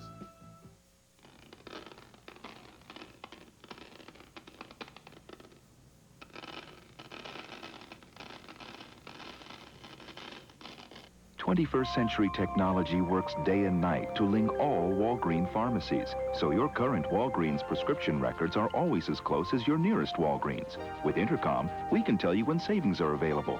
We may even help prevent an allergic reaction. Concerned pharmacists, superior healthcare technology, only at Walgreens. Here's a double good offer from Walgreens. Get a second set of big 35mm 4x6-inch show prints free, including a free $1.99 value album.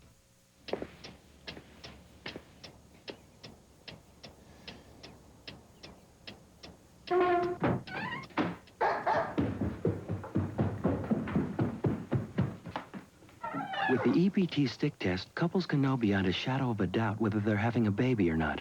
We did it. We really did it? Because EPT is virtually 100% accurate in lab tests. In fact, there's no home test more accurate. The EPT stick test, because you want to know for sure. Get ready for the nugget. Get ready for the time of your life. Get ready for a taste of the best. We're ready to treat you right. And China Sparkers Nuggets tonight. Get ready for the nugget. Get ready for the time of your life.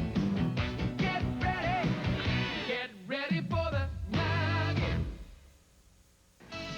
Should a woman have to pay alimony to her new husband's ex-wife? In some states, that's the law. Women forced to support their husband's ex-wives. Next, Sally. Sally, Tuesday morning at 9 on Channel 7. If you shower with soap, this is what you're missing. Zestfully clean. Zestfully clean. Soap leaves a sticky film behind, but Zest rinses clean away. You're not fully clean unless you're zestfully clean. Recently, a serious topic has come up at breakfast, oat bran. But that doesn't mean you have to be so serious, because with Kellogg's Common Sense Oat Bran Waffles from Eggo, oat bran's never been so enjoyable. Seriously. Oh, no vegetables yesterday, honey. No time. The American Dietetic Association says vegetables are an important part of a balanced diet. No salad. Too busy. When you can't get to eat vegetables, you can drink them. One delicious glass of V8 juice provides a serving of vegetables. Have a V8, honey. Forecast, plenty of sunshine through today with seasonal temperatures. It's straight to the office for me, hon. Morning, George. Hey, Fred. No V8 today, huh? Drink V8. Keep your diet straight. Available in reclosable 32-ounce glass bottles. This is not yogurt. It's a delicious new form of French culture. Bon lait fromage frais. So much creamier, smoother. It's luscious. Bon lait is all natural with real fruit and more calcium, more protein, but no more calories than regular yogurt. Bon lait, bon lait, bon lait fromage frais, the French alternative to yogurt.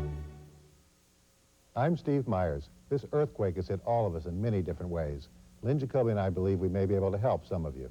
Jacoby and Myers has law offices throughout the Bay Area. Our lawyers will donate their time to give you free legal advice for any personal legal problem. Many of you may have legal questions about the earthquake: property damage, disaster relief, insurance coverage. You can talk to our lawyers for no charge at any of our Bay Area offices. Jacoby and Myers, we're on your side. Good afternoon, I'm Ana Chavez. And I'm Pete Wilson, and coming up in a half hour, we're going to have a full special report, another earthquake report. The half hour will be a real mixture of things for you. For the last couple of days, meteorologist Pete Giddings has been warning us about the rain, and of course it hit on the first day of the commute. We'll tell you what happened out on the streets and on the bridges that were up. But commuters, listen, it wasn't as bad as it could have been today. We'll tell you all about that. And what would a Channel 7 News special be without a bunch of useful information? Keep a pencil handy. Papers. You'll need it. Join us at 4. Half hour. Every day, it's the same old thing. A dry sandwich and a boring cup of soup. Boring. Boring. But now there's a soup in a cup that's different. Gourmet Pride. Gourmet Pride tastes much better than cup of noodles or instant lunch, with lots more meat and vegetables. So why settle for boring? Gourmet Pride, now only 69 cents at Lucky. Lucky, still the low price leader. Due to the Iranian trade embargo, Omid International, the country's largest importer and wholesaler of Persian rugs, can no longer import and is forced to liquidate by opening its doors to the public. For a very limited time, we must liquidate our entire warehouse inventory of quality handmade Persian and other fine Oriental rugs, all at wholesale prices directly to the public. No retail markup, no middleman. Warehouse direct at wholesale prices. Omid International, 549th Street at Bryant in San Francisco. Gerber presents the first peach your baby will ever eat. A 100% natural baby food so smooth, it's just for starters. First Foods fruits and vegetables, made extra smooth for the first few weeks of eating vegetables and fruits. No artificial colors, flavors, or preservatives. No added salt or sugar. No modified food starch. It's pure and simple. First Foods fruits and vegetables are smooth, natural, and of course, from Gerber. Giving birth is biological. Anyone can do it. We can't. This is an adoption. Yes, I understand that. It's gonna be their baby. You and Michael been married for 10 years? How do you do it? You're asking me the secret of a good marriage? No, you don't have to tell me secrets or nothing. Glenn Close, James Woods, Mary Stuart Masterson, Kevin Dillon. Immediate Family, rated PG-13. Starts Friday at select theaters. How many bakeries do you know that bake with ingredients as fine as these? Dole Pineapple.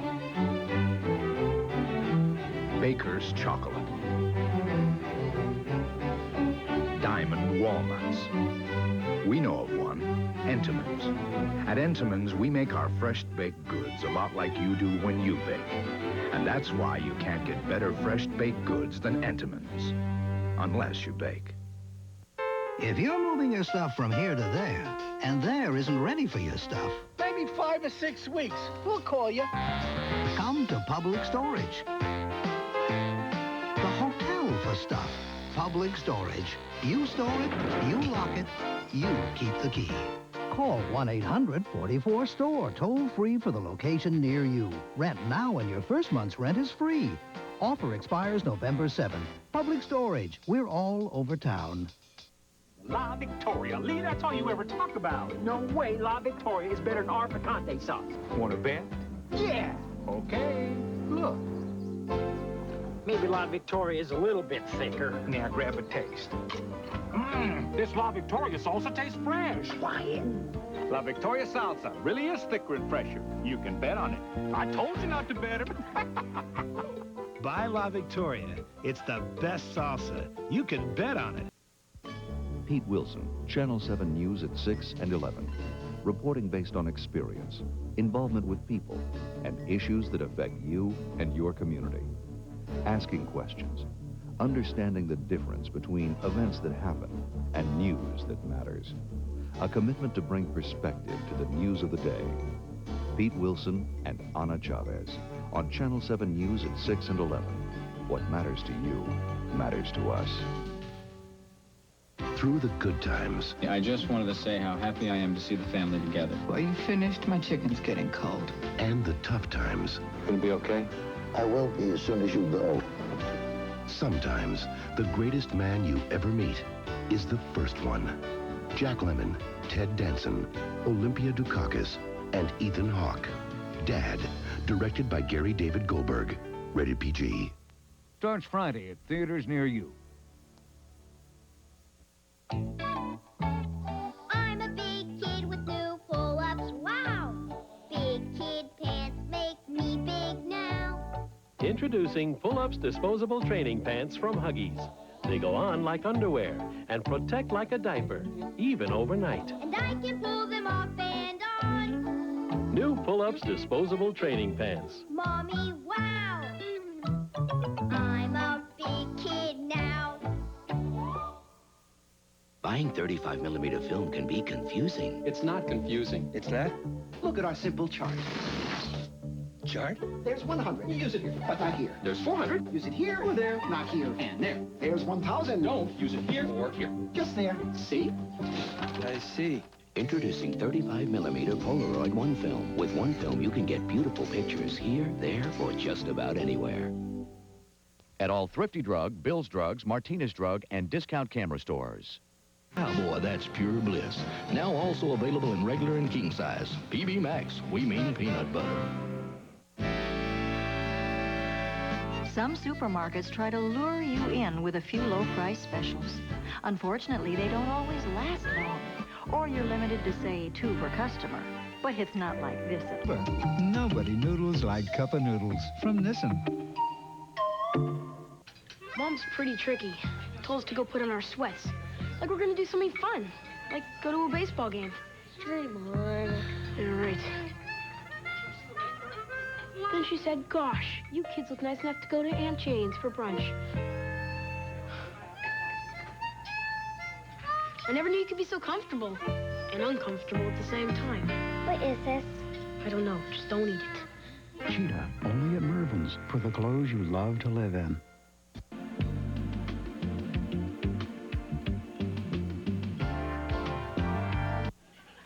I am pleased to introduce to you the cast of a hit television sitcom that addresses a growing American phenomenon. You don't even know what the name of this is, do you? See, we didn't tell you, did we? All right. Yes, your grown children can come back home and live with you again. From NBC's Empty Nest, here is widowed pediatrician Dr. Harry Weston. I give you Richard Mulligan.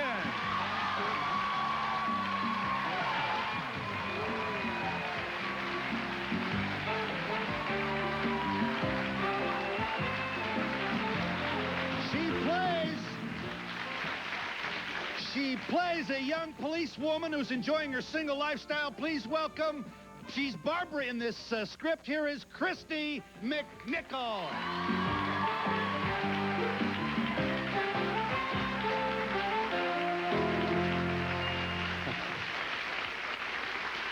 And here is Carol Weston. She's the oldest of 3 daughters who is coping with life after a failed marriage. Here's Dinah Manoff, right here.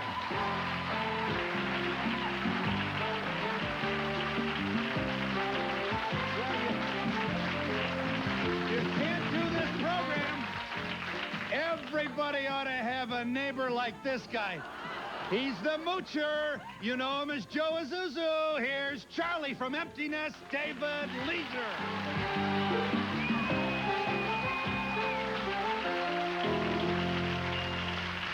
And via satellite from KNBC in Burbank, California. Well, she has to eat. She's working. Say hello to Dr. Weston's, it says here, hot-tempered nurse. Can this be true? Here's Laverne Park Overall.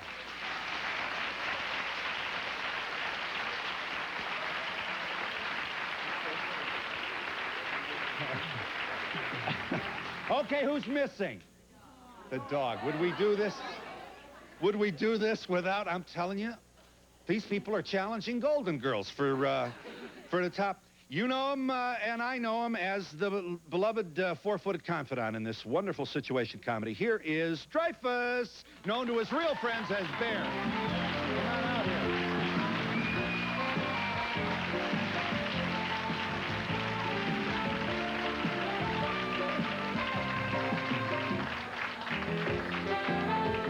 Dog better be crazy about me, because he weighs more than me. Did you see the episode?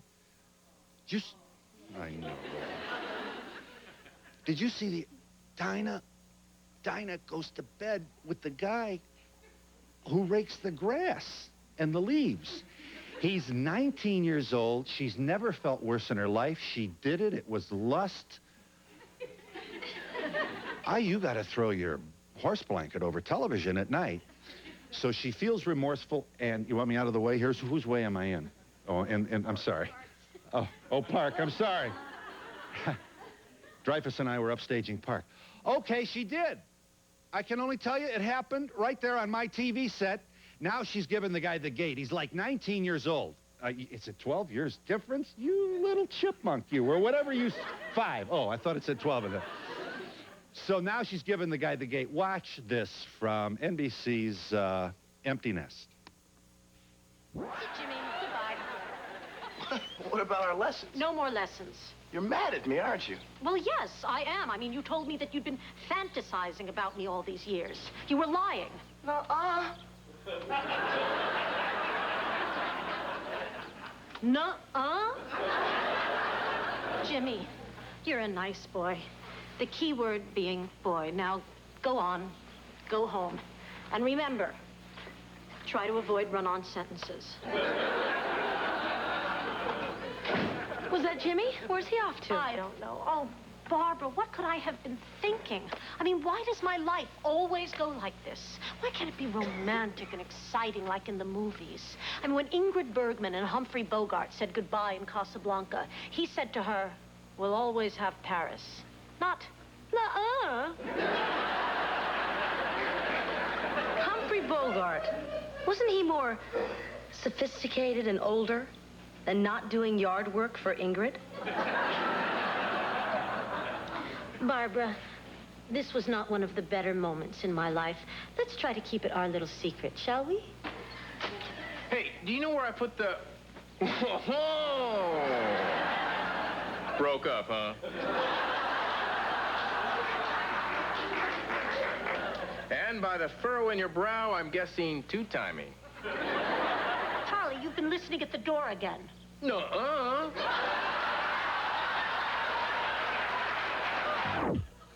Who's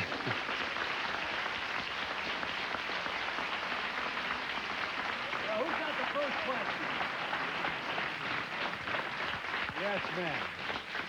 My question is for Kristen McNichol. I'd like to know if your brother Jimmy is still in the business, and if so, if the two of you have anything planned to do together. Yeah. And have you ever been a communist?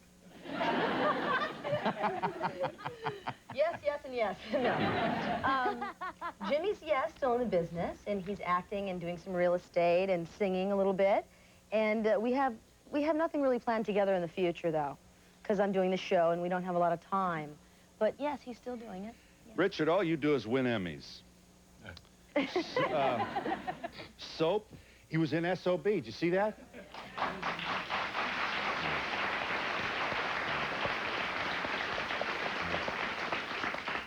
So it's easy. You show up, you get the part, and then you know, take the money and get out of here. Yeah. What a nice thing, a hit at a time like the hit's wonderful, that. Yeah. And also being the company I'm in. You like these people, do you? No place else I'd rather be, and no one else I'd rather be with. I believe you. I believe you. Well, Dinah, not unlike your very talented mother, you have worked for a living. You were in I Ought to Be in Pictures, Neil Simon's. Yes, I was. This is harder. I'll bet you $100. It isn't? Doing a sitcom is more difficult, more challenging. No? No. Pictures are tough. Who wins? Who won the $100? You win. And ordinary people. Yeah. So you're enjoying this. I am having the best time of my life. This is the best job I've ever had, and I feel like Richard does. I wouldn't rather be working with anyone else. Well, I'll tell you what. I never thought you were going to shake the identity. And maybe you don't want to, but you are a liar, Joe Azuzu. And I don't think you mind my making... Thank you very much. It's all right. You're on one of the charming shows. David, this is wonderful that you are very believable, very, very funny. Oh, bless your heart. Thank you. And you, well, I mean, coming out from this most talked about advertising campaign in the history of the business, nice going. It's not easy being an icon, I'll tell you. Oh, yes. And Park, we can see you from... Can you see me? Huh? Can you What see did she me? say? Yeah, we can see you, hon. Yeah, we... I miss you. Oh, we miss you too, baby. You really are from Tennessee. Yes, sir. Green something. Where are you from? I'm from Cleveland, other side of the country. I've been there. Good. Park, you likewise made a Broadway debut in Neil Simon's Biloxi Blues. Boy, I'll tell you. I played the whore. You played the... Yeah. Yeah. Oh, how much you must have studied for this part. Obviously knowing It was nothing. a big stretch. Well, was it tough coming out of... is it Greenville, Tennessee? Yeah, I'm a long way from Tennessee. And you're enjoying this? Oh, yeah. What are you now? You're probably going on 24, huh? I should lie like Dinah, but I'm not gonna. but you are a sweet-talking man. Well, and look how thrilled Dreyfus is to be on the Donahue show. Yeah. Look at this. He's looking for David Letterman. He had no idea he was going to be... let me just say, Joel Silverman is here. You are Bear's trainer. Bear being his real name? That is real name, yeah. We have a golden retriever St. Bernard, do we? Right, And who was what? The mother was... What we had is we had a golden retriever mixed, and we had a purebred St. Bernard, and we decided to breed them. And this is what we got. And we got actually three dogs in the litter. Two of them play the part of Dreyfus, Bear and the evil brother Julio. And And the other one's name is Bodie. He's Spotted. If you ever saw Steel Magnolias, he was in that. He's the other brother. You have a scene, which I'm sure I'm not going to be able to find right away, but this dog truly does deliver. Oh, here, number 3. Show him number 3. I just want to... This is fabulous, what they're able to do with... look at this. I'll tell you this. We're no dummy. We don't go on TV alone. Look at this. Yes, ma'am. The cast is great. Everybody works so well together. I'm just curious, do you train with the dog on the side because he responds to your commands so well? Well, Joel's got him trained so well that he'll respond just about to anybody. But since we're around him a lot, it's a lot easier that way. But Joel's got him trained really, really well. He's terrific. Yes. Yes, my question's for the dog. I have a Samoyed. Actually, it's for the trainer because my dog, I would do anything for her just to lay down like that for 2 seconds. And for example, I came home yesterday and my couch was chewed and I was just like, great. So what would you suggest for a dog who likes to chew everything in your home? I would suggest you give Joel's training cassette.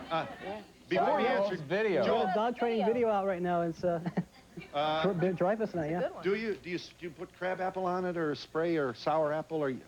This dog was not oral when it was a baby? No, he was. Yeah, he was. Well, what we like to do is let the dogs, let them be puppies for a while, but after, 8 months to a year, you start, getting black and white, saying this is what you can do and this is what you can't do. Mm-hmm. And, These people worked hard all their lives. They go on the highlight of their career as actors, the Donahue show, and everybody wants to talk to the dog. And let me just show you why. Can we do it? This is a tight one here. Watch this. Here's Dreyfus at work. I'm impressed. Watch. Trife. Oh, I feel so bad about Laverne. I never meant for her to quit. Just wish you weren't so, inflexible. Trife. I mean, I want to call her, but what am I going to say? It's okay, we'll do things your way from now on. I can't do that. I mean, the fact is I'm her boss. I'm the one who signs her checks.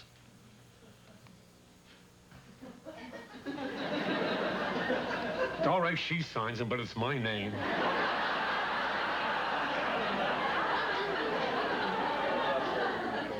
I don't know. Maybe it's all for the best. Time for Laverne and I to kind of just move on. Come on, Trife. Let's go watch some TV together. Come on, Trife.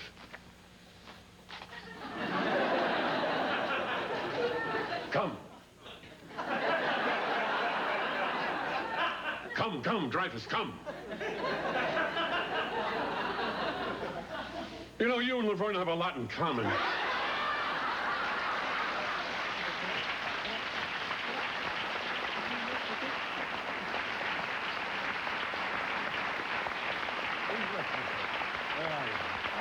okay. Yes, sir. My question's for Dinah. As a grandfather and a father of girls as pretty as you, I can't ask but one question. Do you have a good love life in real life? That's the one question you wanted to ask her.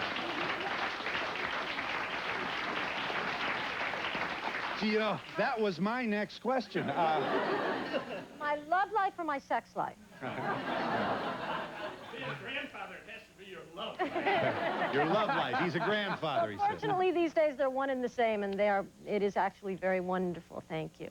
Mm-hmm.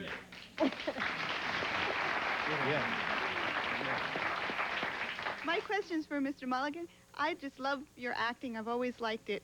And I wonder, are you always that funny? Because it seems so natural. Just walking makes me laugh. Is this me? I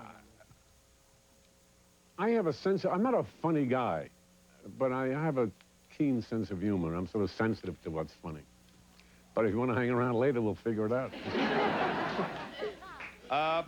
Park, we can assume that you're not the only beautiful and talented child of the South who has thought about a career as an actress.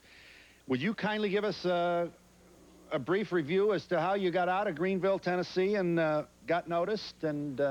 Yeah, I was sitting home one day with my daddy, and we were watching a movie. And I said, Daddy, I can't stand to see these Yankee girls doing us wrong anymore. And he agreed, so he sent me to New York.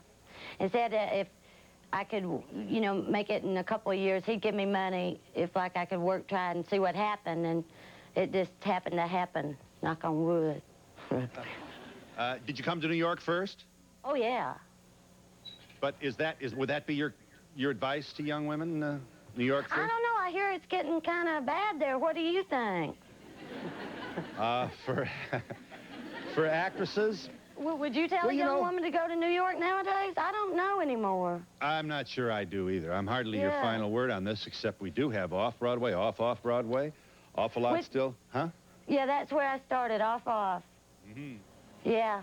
And you're I don't know. I just don't know about New York. I guess as an actress, yeah, that's where you have to go, because out here, I don't know how you get started out here. You got to have a car. That's the first thing. Yes, ma'am. And an agent, and they're hard to get out here. You don't even have to have one really in New York. You can hang out by the door and wait till the end of the day and get in. My question is to all of you, and how you feel watching yourself, like on the monitors today, or do you watch the show in life? I cannot watch myself. I have another image of what I look like, and when I see myself, I go into shock and depression and go to bed. Yes. Dinah, Phil made reference to your famous mother. Would you tell us who that is? Elizabeth Taylor. Didn't you? Let me tell him, Dinah. Your mama is not only a talented actress, but a director and a producer with a conscience. I speak of Lee Grant. Yay!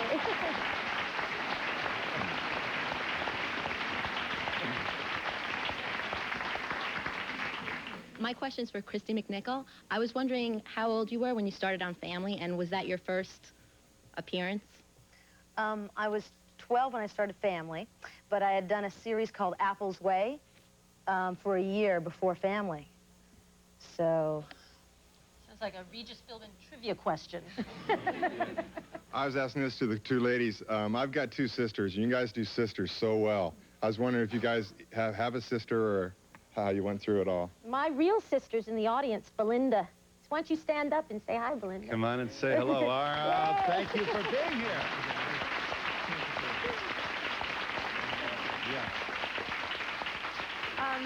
Mr. Azuzu, you're really good, and I don't believe a word you're saying today. Do you find a problem? People don't believe you? Yeah, as a matter of fact, you're very attractive.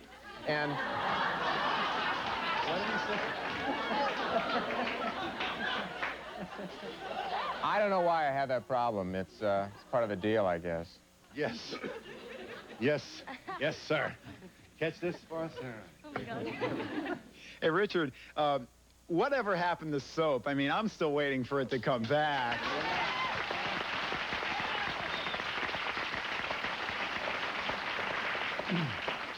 I'm not quite sure why it went up. It has to do with people not making enough money at the networks or something. I don't know what it is.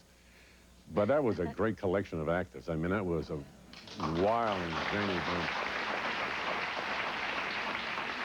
Richard, they still have it on in my town, and it comes on at like 10 or 10:30. It is one of the funniest shows I've ever watched. Soap, you mean? Yeah, it's still on. Yeah. It was Susan Harris who created Empty Nest, also created Soap. In fact, she wrote the first 2 years or so. And then when you put Billy Crystal and Katherine Hellman and Skipper Damon and a lot of these actors together, it really just swung. It was and it was popular all over the world, by the way. I was on the show. Oh, Dinah was on the show. She was much younger.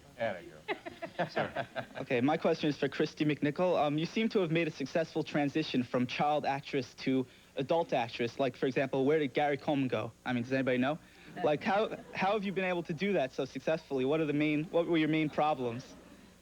What were my main problems? Like, what were your main problems in this transit? I didn't find a big problem with the transition at all, because I was working through the transitional part from when you're like 15 to about 19. That's when you get all these problems that come up with when they hire you and they think twice because they've seen you as a little girl. I didn't really go through that because I was working almost the whole time. And Gary Coleman is going to be Playing our brother next season. Yeah, my question is for you, Christine. You sure look fine. Did you ever do like modeling? You know, like was you a model when you was younger? Who's Did you? Me? No. Model. Model con. A little convict. You were not a model. No. Uh-huh. Yes, ma'am. I love it, especially when you interact with the characters on Golden Girls. Are there any plans to do that again this season? I don't know. They haven't spoken of it. I loved going over and visiting them, but it was more fun when they came to us. It was just, you open the door and you were off, you know. Whether it was Estelle or, you know, or anybody came in. And Rue and I had a good show together. Your creator, as you mentioned, is Susan Harris. Yeah. And I noticed a lot of the writing on your show is the work of women. Do I understand that? No, of course not. Say goodbye. No, we have two lady writers on the staff. Three now. Three this Oh, year. three, excuse me, we have three now. But it's mostly men. But they're... Well, tell me who wrote this. Don't tell me until they see it. Did a man or a woman write this scene? This is wonderful. Here you are at work with one of your beloved daughters. Empty nest. Roll the tape. Is there something wrong with me, Daddy? Oh, sweetheart, no. There's nothing wrong with you, dear. The problem is love. There's just no logic to it. Who knows why this guy went for Barbara? Now, last night, I was out with a lady who on paper is absolutely perfect for me. And as much as I wanted to, I couldn't feel anything. And I don't know why. Then there's Laverne. Laverne has fallen in love with a dog she can't stand. It's not you, dear, it's love. It's just no accounting. You're right, Daddy.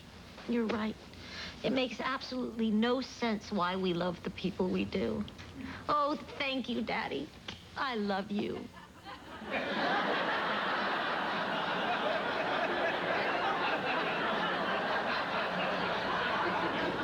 I love you, too.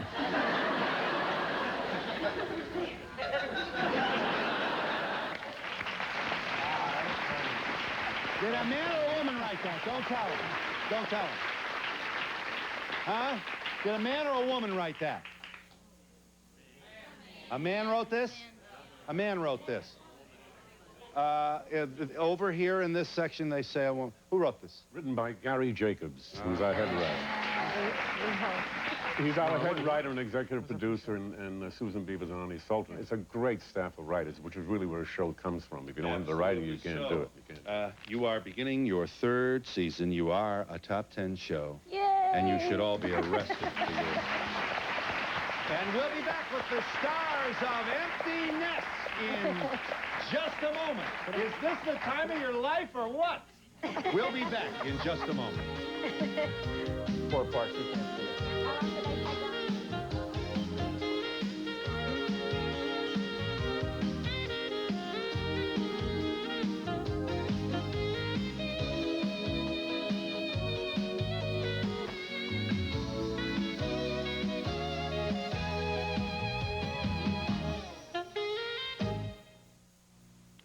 Dad, did they have Raisin Bran when you were a kid? You know, in the olden days. Well, yeah, we had Raisin Bran. I think Total Raisin Bran's better.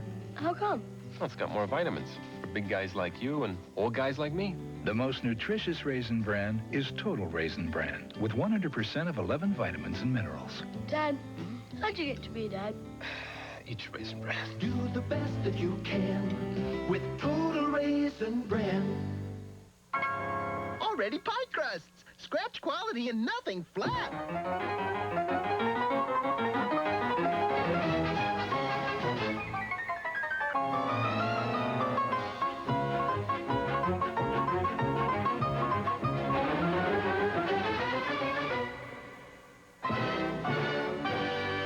Scratch quality? It's easy as pie. Nothing says lovin' like my already pie crusts.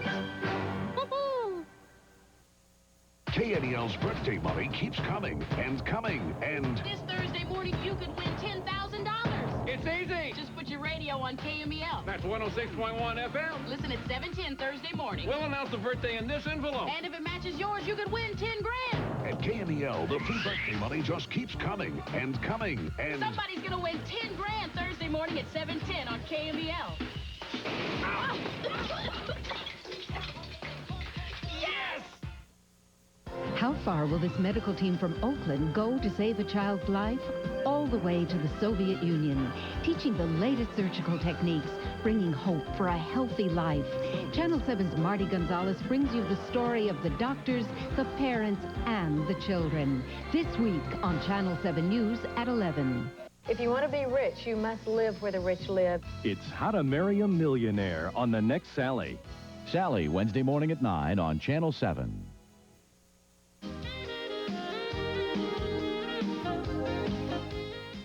Yes. For the doctor. So you knew this was a man who wrote that? Tell me. Doctor. For the doctor, last week, your show in our area was you went out with a person that was another doctor who was much more successful, a woman that was much more successful than you were. And I thought the show was done very well. I wondered, what is your personal idea of somebody? Would you go out with somebody that was more successful than you were? Absolutely, I would. Absolutely, sure. And earlier in your career, you had no choice, huh, Richard? That's right. That's right. No, I'd be very happy to do that.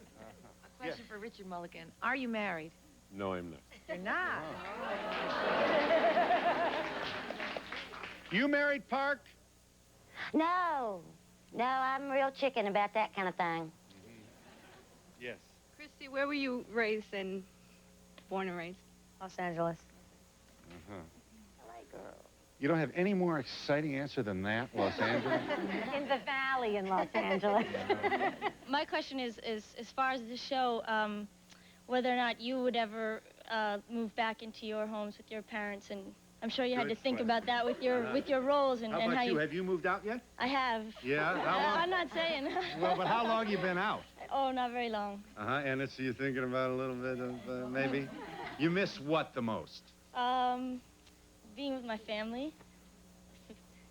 Yeah. And, my brothers and sisters, my parents. you know, we keep this up, we'll have a telethon here in just a minute. I thank you for your honesty. You must be, what, about 20-something? 22. And this is your first time out of the house? Yeah. Do you call every night, or what do you No, do? I don't. My parents call me a lot. They do? Yes. Uh-huh. You would consider moving back, though? Yeah, I would probably consider it. Do you have a roommate? No, yeah, my brother. Oh, you and your brother moved out? And that's nice. Well, see, Talk about this. This is an interesting question. If you were in a sitcom, okay, now you move out of the house and you're in a sitcom, right? They would have to move you back in, and I'll tell you why. Because originally when we started the show, I mean, Empty Nest is about children leaving the home. What they found was they couldn't keep figuring out reasons for us to keep coming over. You know, we couldn't come over every time we stubbed our toe or needed coffee or needed sugar. So what happened was they found a storyline to bring us both back into the house so that they could create family situations again. It just didn't work so well for the structure of the show. And we also got to a point where the empty nest idea, which came from another show where it was a married couple and the children left, and when I got involved, there was a suggestion that I be a widow and see how that went. It was a better idea. And we spent the first year doing a lot of grieving for my missing wife, Libby. And we thought it was time to get off that, because it was, although it was very sweet and touching and dear, we needed the house to get a little hot. And it was just myself and Bear, Dreyfus. Yes, and as good as he is, he can't talk, all right? So we are necessary to the show. Right. We do so much more now. Yeah. My nightmare is that Bear is going to be competing with me someday on the... Look at this animal. Joe, show him the kill the talk show host thing. Yeah. You're laughing, Park. You don't want to laugh that hard at that joke. Park, we want to see you at work. I heard all of David's jokes, always. I bet you do. Always. Makes the day shorter. Sit on her head. Here's... I always wanted to do this to her. Dinah, we want to see you working here, and I think we're ready to... I'm sorry, Park, we want to see you working here. Here you are. You're everything to this doctor in a professional way. She knows where all the files are, takes care of everything. Here you are at work. Park overall. Here she is, Tennessee's own. Roll the tape. Well, I guess it goes back to my growing up on the farm. Money was tight. It was up to me to bring in the cotton crop unless they foreclose on us. Luckily, we had the help of a kindly but blind forwarder. Wait a minute. That's a movie. That's Places in the Heart. Did I say farm? I meant coal mine. See, Dew had just got back from the army. No. That's Coal Miner's Daughter. All right, I'm pushy. I've always been pushy. I don't know why I'm pushy. I'm just pushy.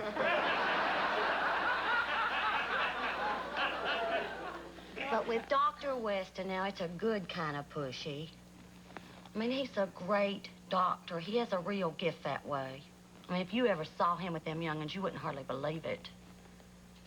Well, it don't seem right, him making those puny decisions when I could be doing that for him. I never meant to step on all those toes of yourn.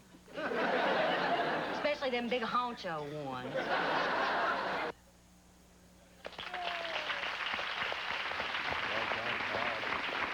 Crazy about you, Park. Excuse me. Park, you wanted to say what? Can Richard hear me? Yeah. Yes, I can hear you. Was that okay? I ain't seen that clip yet. I was pretty good. No, you were wonderful, dear. You were wonderful. Okay, you were wonderful. okay. Yes, ma'am. In a previous episode, didn't you mention that there was another daughter who has not been seen on camera? Don't mention that around Dinah. Her name is Emily. And Dinah lives in fear that we're going to bring in some real knockout 20-year-old girl who's going to take it away from us all. Emily's in school here in New York. One of the I've been looking for her ever since I got here. one of the scandal sheets said that Marla Maples was coming into play. Arthur's sister on the show. It's true. Richard and Park, I recall an episode previously that followed a patient throughout his life, a young boy as he grew up. And I wondered, what do you hear from pediatricians and nurses about your portrayal, the I professionals? must say that they absolutely really love us. And that was a great show. It was a life in the day of. And it followed this one boy all the way through, written by Ty King. Doctors and parents alike are very, very appreciative of us. I have a pediatrician who lives across the street from me, who always gives me a very smiling nod and a thanks because it does well for me. Sisters are people, too. Sisters. This show has been on for a year so far, and I've 2 been years. 2 years, and I've been wondering if they were gonna finally give the two daughters like bigger parts during the shows. Thank you, Belinda. Actually, they have. This season, there has been much, much more with the two of them. Much more with the two of them. You are such a good girl. Joe, try and keep it down a little, will you? Let some other people talk. Sorry, And we'll be sorry. back in just a moment.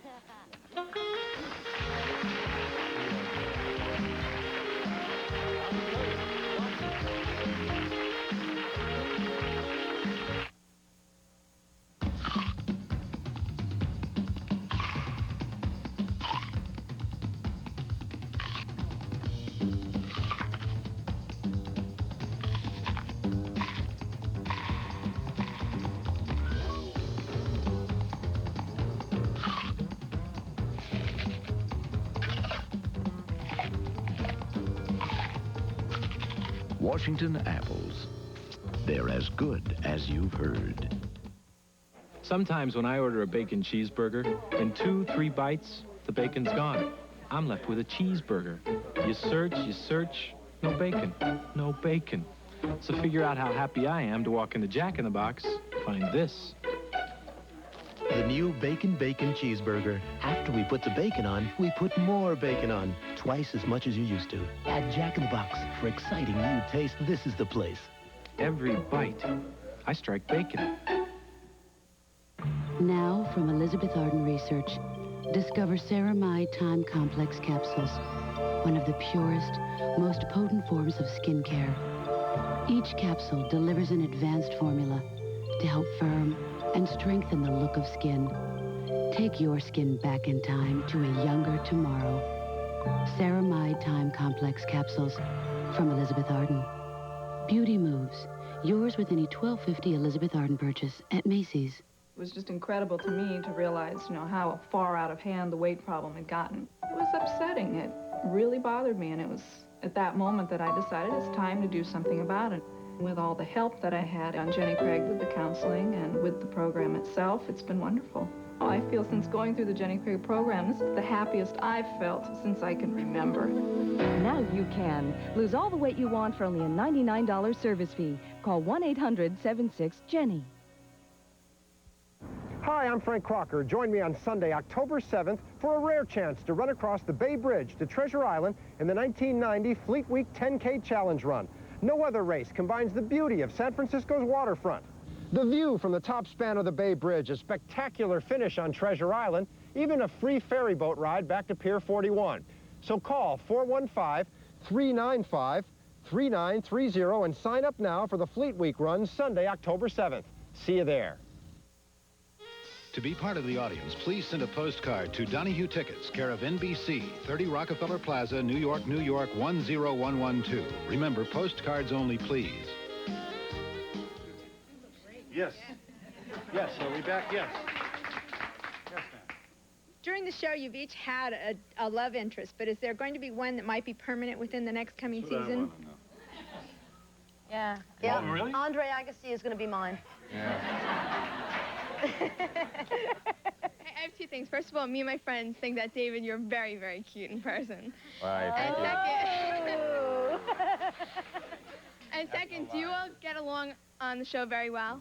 No. No. David's the only one that's married, by the way, so Yeah. tough. Yes.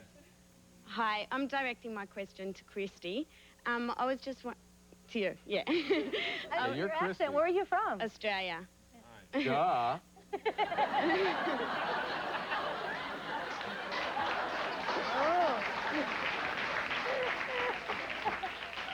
I was just wondering, I know that you started out as an actress really young, and I was just wondering what happened to your school years. I didn't have any. No, I had a tutor, which is a, private school teacher for 3 hours a day on the set the whole time. And I grew up really doing what I'm doing now, so I didn't really get to go to school. And I miss that. I miss the fact that I didn't get to go. I miss the prom. I miss that whole thing and the unity with the other girls and stuff. But look what I got. Yeah. Well, you said to give him more of an answer. I did. Well, they'll never call you a show-off, kiddo. Never will. And here you are at work. Listen to this. This is, you went out with a guy. Imagine this 20 years ago in a sitcom. She goes out with a guy who's married, who's divorced, and he's got his kids. You got to write it in if it's going to be up to date. So the guy takes you to Disney World, Disneyland, with his kids. Here's the scene after the date. Roll the tape. Hi, sweetheart. How are you? How's Matt doing? Who knows? We didn't even get a chance to talk. Those kids are impossible. What happened? Well, it took forever to get in the car. They kept fighting over the seats. And then we waited in line for 45 minutes for a ride. And just when it's our turn, the kids get tired, so we have to take them home. Of course, the second we get back in the car, they're up again, asking questions, doing riddles. I mean, they're sucking the life out of this man. Barbara, that sounds like a very good father, and the kids sound very normal. I don't know. A lot of their stories seem really pointless. Very good. That's funny. That's funny stuff. A man or a woman right there. Did a man or a woman? I don't remember. Either one of those. Hi, I have a question for David. You are really funny. Did you ever think about doing stand-up? And how did you go from being Joe Isuzu to this show? You know, it's funny. I get asked all the time if I was a stand-up comic, and I've never done it. I've never done it in my life. And I talked to Whoopi Goldberg. She's a friend of mine, and she says, I could make a lot of money, honey, if I did. So I was thinking about maybe doing it. And how I got from Joe Isuzu to this show is just, I haven't a clue. It's about the same way I became Joe Isuzu. It just happened, you know. You studied drama at Grossmont College. I'm pronouncing it correctly. Grossmont, yeah. Grossmont College and San Diego State University. Mm-hmm. You were the Hare Krishna devotee in the hit film Airplane. You remember? That's my first job. You like that, huh? It was good, huh? Big break, right? Yeah, I guess That so. was it. I shaved my head. I got a job. Yes. What'd you do before that? Before that. Before what? Before your big break in airplane. Oh, yeah. I delivered pizzas. I did yard work. I sold shoes. I worked in a stationery store. I did all kinds of crazy, bizarre jobs, you know, that most actors do, waited tables. I was a shampoo girl once. Were you? Uh-huh. What do they do? Well, what do you mean? What? I had the little nozzle, you know. She did me the other week, last week. Really? We did each other on the shampoo. Yes. Just Controversial show, Donahue. on the next Donahue. Our investigative unit, incidentally, I don't think you know this. During your visit here to the East Coast, Park overall has cut 4 episodes, and she is the only one in all 4. So you're going to have a... you enjoying yourself out there, Park, or are you working? You can't be working. Huh? Yeah, I'm just in this room all by myself. It's really strange. Does it seem weird? Well, no, we're just sorry you can't see us. We have the most beautiful audience. Hey, David, tell him how you lived in your car and everything. Oh, yeah, I lived in my car and everything. How was that, honey? That was great. Park, our lighting is much better than yours. Oh, Park, you look great. Honey, you look really, really good. Not like regular. And we'll be back in just a moment.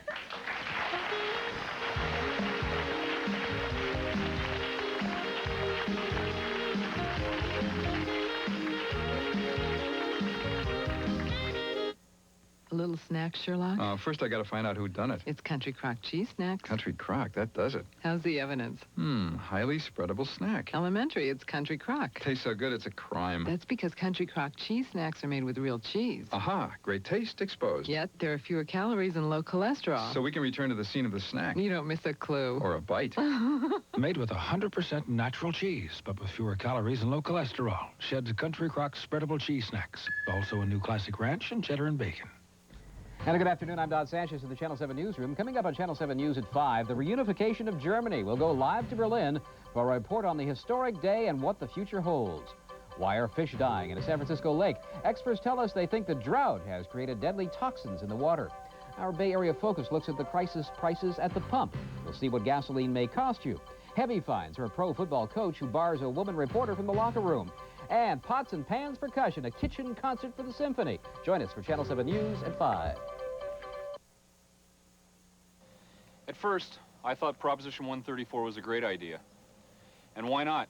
It promised more than $100 million to law enforcement. But I'm trained to examine the evidence, so I read the small print. And it turns out that most of that money can be given to people who have nothing to do with law enforcement. Major funding from the alcohol beverage industry and the Beer Institute. The California Council of Police and Sheriffs urge you to vote 134 no. I am the man who has everything.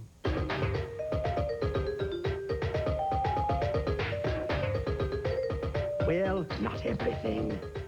Come to Cost Plus, where you can afford to be different. I've got a few hang-ups.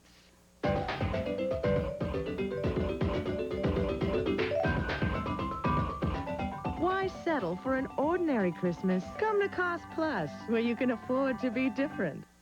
What's the largest one-day benefit of its kind in the Bay Area? Whose volunteer network provides the model for fundraising in Marin County? Who offers the most fun for the whole family, including Teenage Ninja Turtle Michelangelo? Don't miss it, October 6th. Free admission with prizes, food, and entertainment.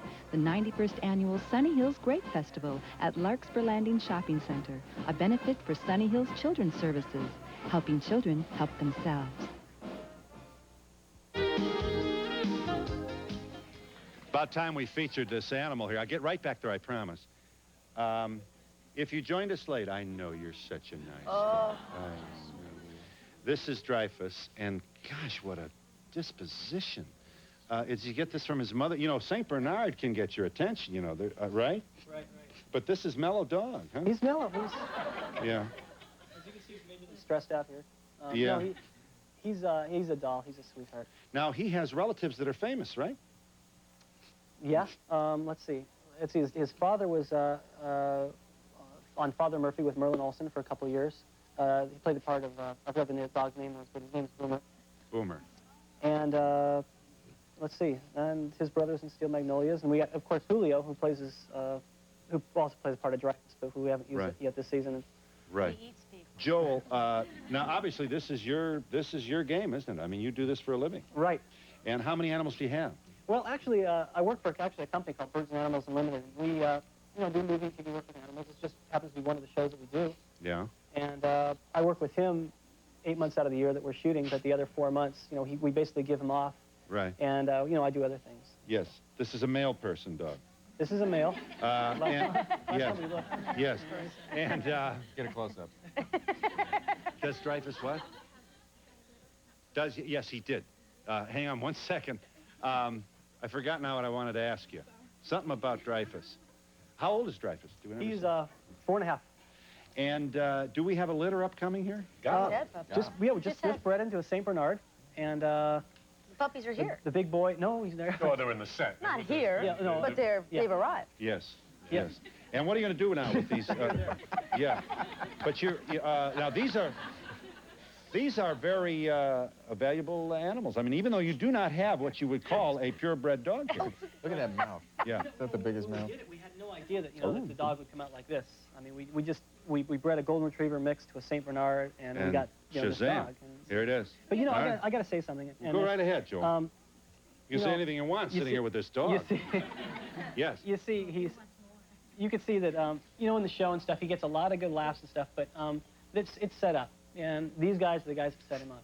Oh, the writer. Thanks, Joel.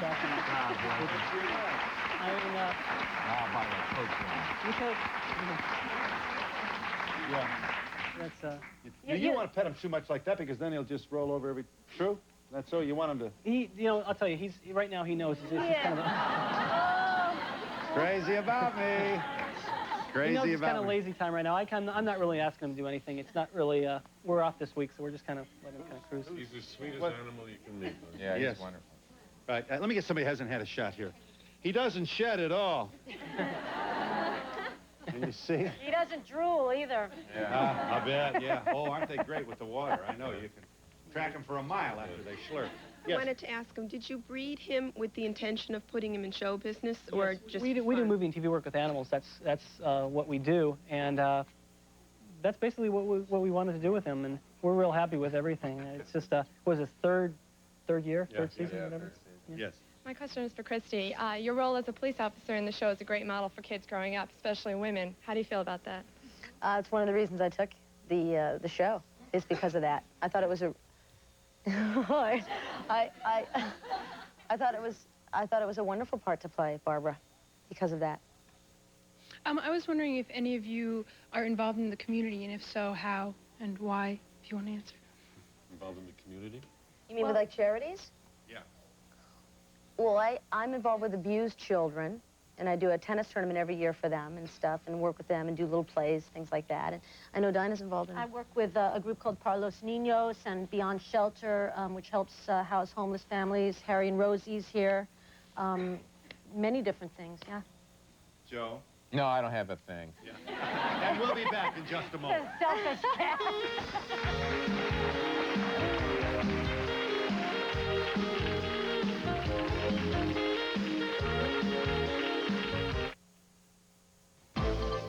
This is Cheryl Jennings. Tonight on Channel 7 News at 5, as the Persian Gulf crisis enters its third month, we'll look at the rising cost of fuel and how much more we can expect to pay, and just how hazardous are video display terminals to our health. We'll look at a new proposal to protect workers tonight on Channel 7 News at 5. Imagine living every day in fear, trapped in a bad marriage, and terrified to get out on the next Oprah show. Join Oprah Wednesday at 3 on Channel 7. Dear Walgreens, I was asked to sing at a relative's wedding, and I wasn't going to let the flu stop me. We were on the train when I realized I didn't have my medication. On the way to the church, I stopped at a Walgreens. The pharmacist called up my records on your satellite system, and I received enough medicine for the weekend. P.S. The bride said I was in great voice. Here's a good as gold photo finishing special. Get a second set of color prints for 99 cents, up to 36 extra prints. Next day, next door, from Walgreens. For the next few days, Bay Area Cable Systems will guarantee that you can have cable TV installed within 24 hours. We call it instant install, and it means that you can get cable installed within 24 hours for just $9.95 when you order any premium channel. Call 1-800-CABLE-ME now, and you'll be watching the Stanford Cardinal take on the Fighting Irish of Notre Dame this Saturday only on Sports Channel. Catch cable the easy way. Call now. The drug problem must be fought on two fronts. Law enforcement first, and with ideas, like Pete Wilson's legislation to care for the most innocent victims of drug abuse. If you've held these kids, if you've listened to them cry, if you've seen them writhing, this is child abuse through the umbilical cord. These are innocently addicted newborn babies, born prematurely because of their mothers using drugs, and they go through hell. The power of an idea, the will to make it happen. Pete Wilson for governor. Peace in every blessing. I'm Father Floyd, a Franciscan friar. On the feast of St. Francis of Assisi, patron saint of our city, Thursday, October 4th, I will have the traditional blessing of animals. I invite you to bring your pets to be blessed. Meet me in front of St. Boniface Church, 133 Golden Gate Avenue, from 3 to 5 p.m. St. Francis called all animals his brothers and sisters. See you then. Sir. I want to ask you a question, Rich. Have you ever done any stage work on Broadway? Sure have. Yes, I have. I began in New York. I began all my work in the theater on Broadway, and I did a play called All the Way Home, and Mating Dance, and Albatross. I did a lot of them. Yes. This question's for Park. Do you find that your Southern accent keeps you from auditioning for many roles, or can you just lose it when necessary? I can lose it if the rhythm of what I'm auditioning with is not got anything remotely Southern in it. I can sometimes pull it off, but if it's worded just a little bit with a Southern rhythm, I fall right back into it. But you can overwhelm it, can you? I can. I've not really concentrated too hard on doing that because I've been working pretty regular as a Southern girl, so I haven't really. My question is for Joel. What happens to Bear after his TV career is over? Where does he go? He gets a talk show. What happens? I'm sorry? After his career is over, I mean, I assume that age will get him, too, just like... No, actually, these guys work constantly, and especially after doing the show, I'm sure Bear will continue working. The animals work constantly. There's always work happening, things like that. Yes. But if he doesn't, they don't kill him. I mean... Thank you, Richard. Thank you. We can get on with the rest of the day now, yes.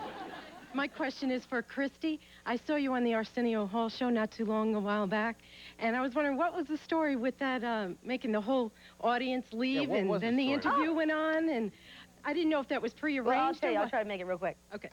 I told Arsenio that I wanted to do the show and that I was nervous. I hadn't done a talk show in a long time.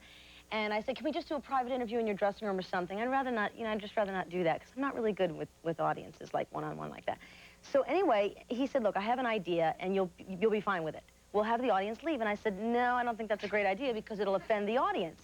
And he said, no, it's funny. Trust me.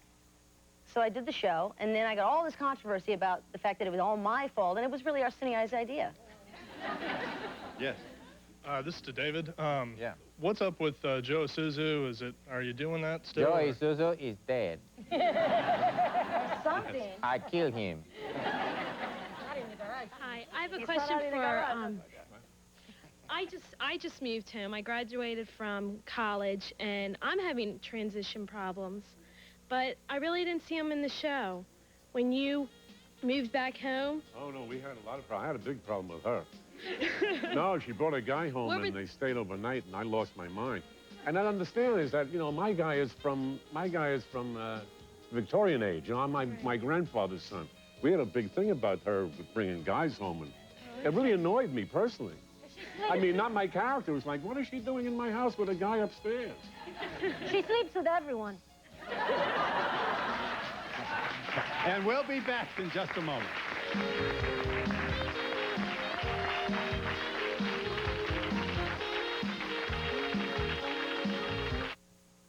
This new toothpaste will blow you away. Wow. With a breath freshener that's a brush of fresh air. Wow.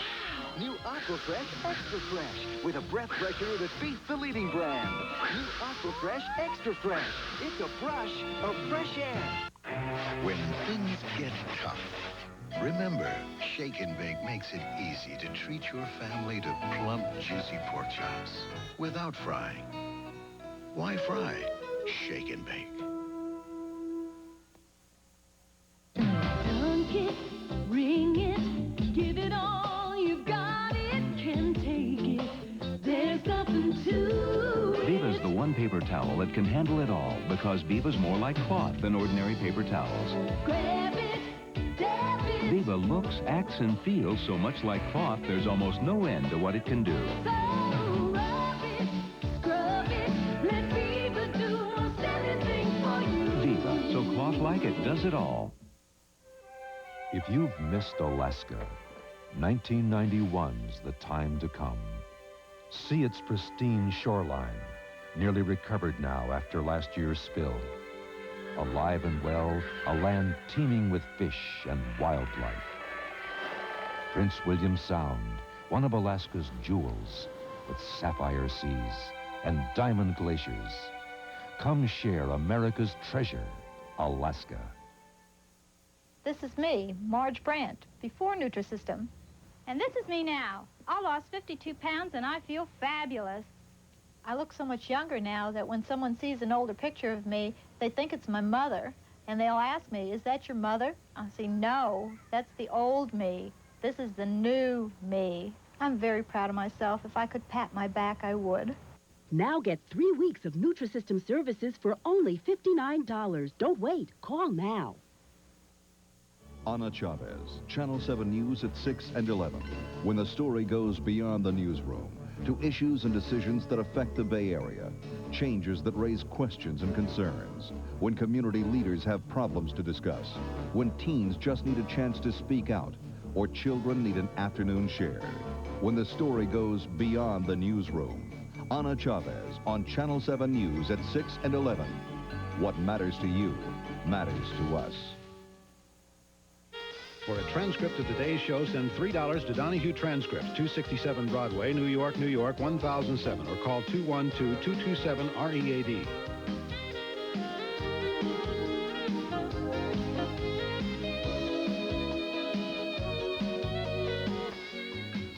Empty Nest follows Golden Girls, NBC, Saturday nights at 9:30 Eastern. Can you talk good, Park? Fairly well. Can you just do it? Try and talk straight. You want me to talk to you without an accent? Yes. How is that? Wonderful. Wonderful. Perfect.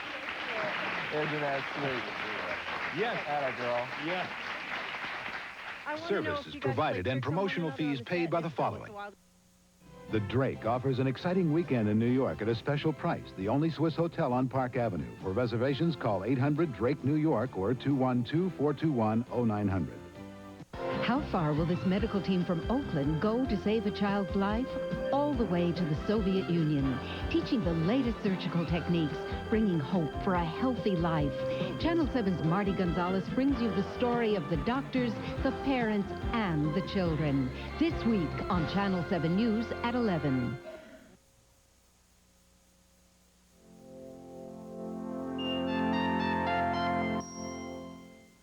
Good afternoon. I'm Cheryl Jennings. And I'm Don Sanchez.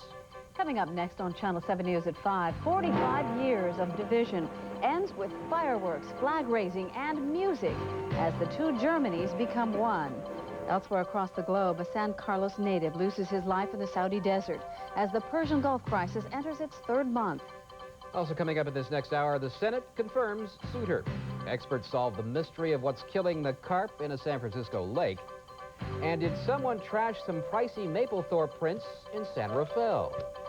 We'll have those stories and lots more. Plus, we have a breaking story from the Mission District where a multiple car accident has apparently left several people dead. Stay with us, please, on Channel 7 News at 5. This is Propositions 90, a Channel 7 viewer service provided in the public.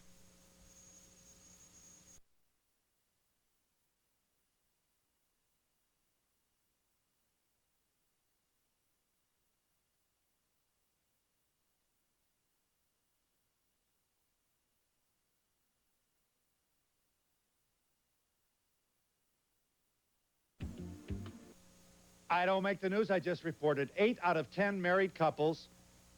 8 out of 10? Yeah. What? Huh?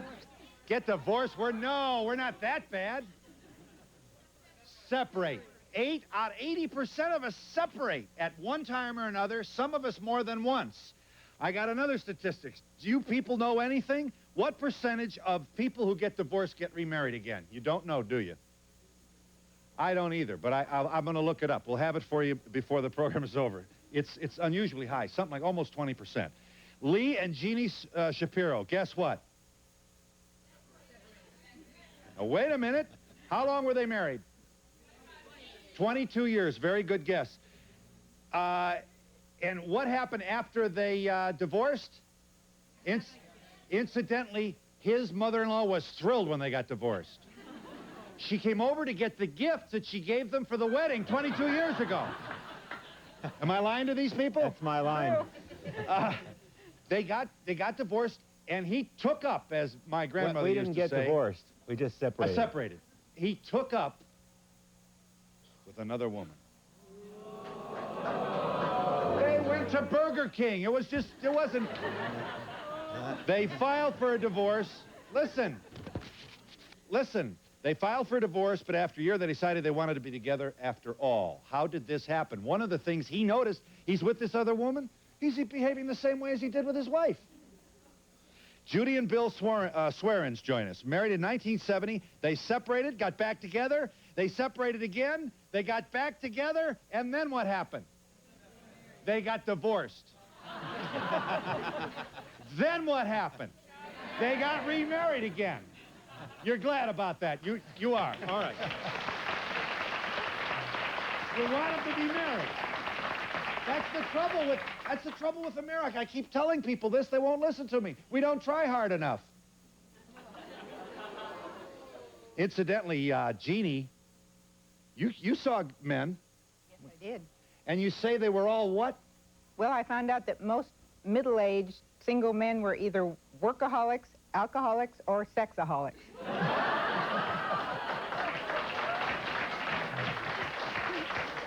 You're applauding this? Mike Getz and PJ Getz. They're currently separated, having been married for less than a year. They were married in early 89, and they separated later on in 89. And they're thinking about maybe getting back together again. Now, you want them to get back together? How do we know they wouldn't be happier, going their separate ways?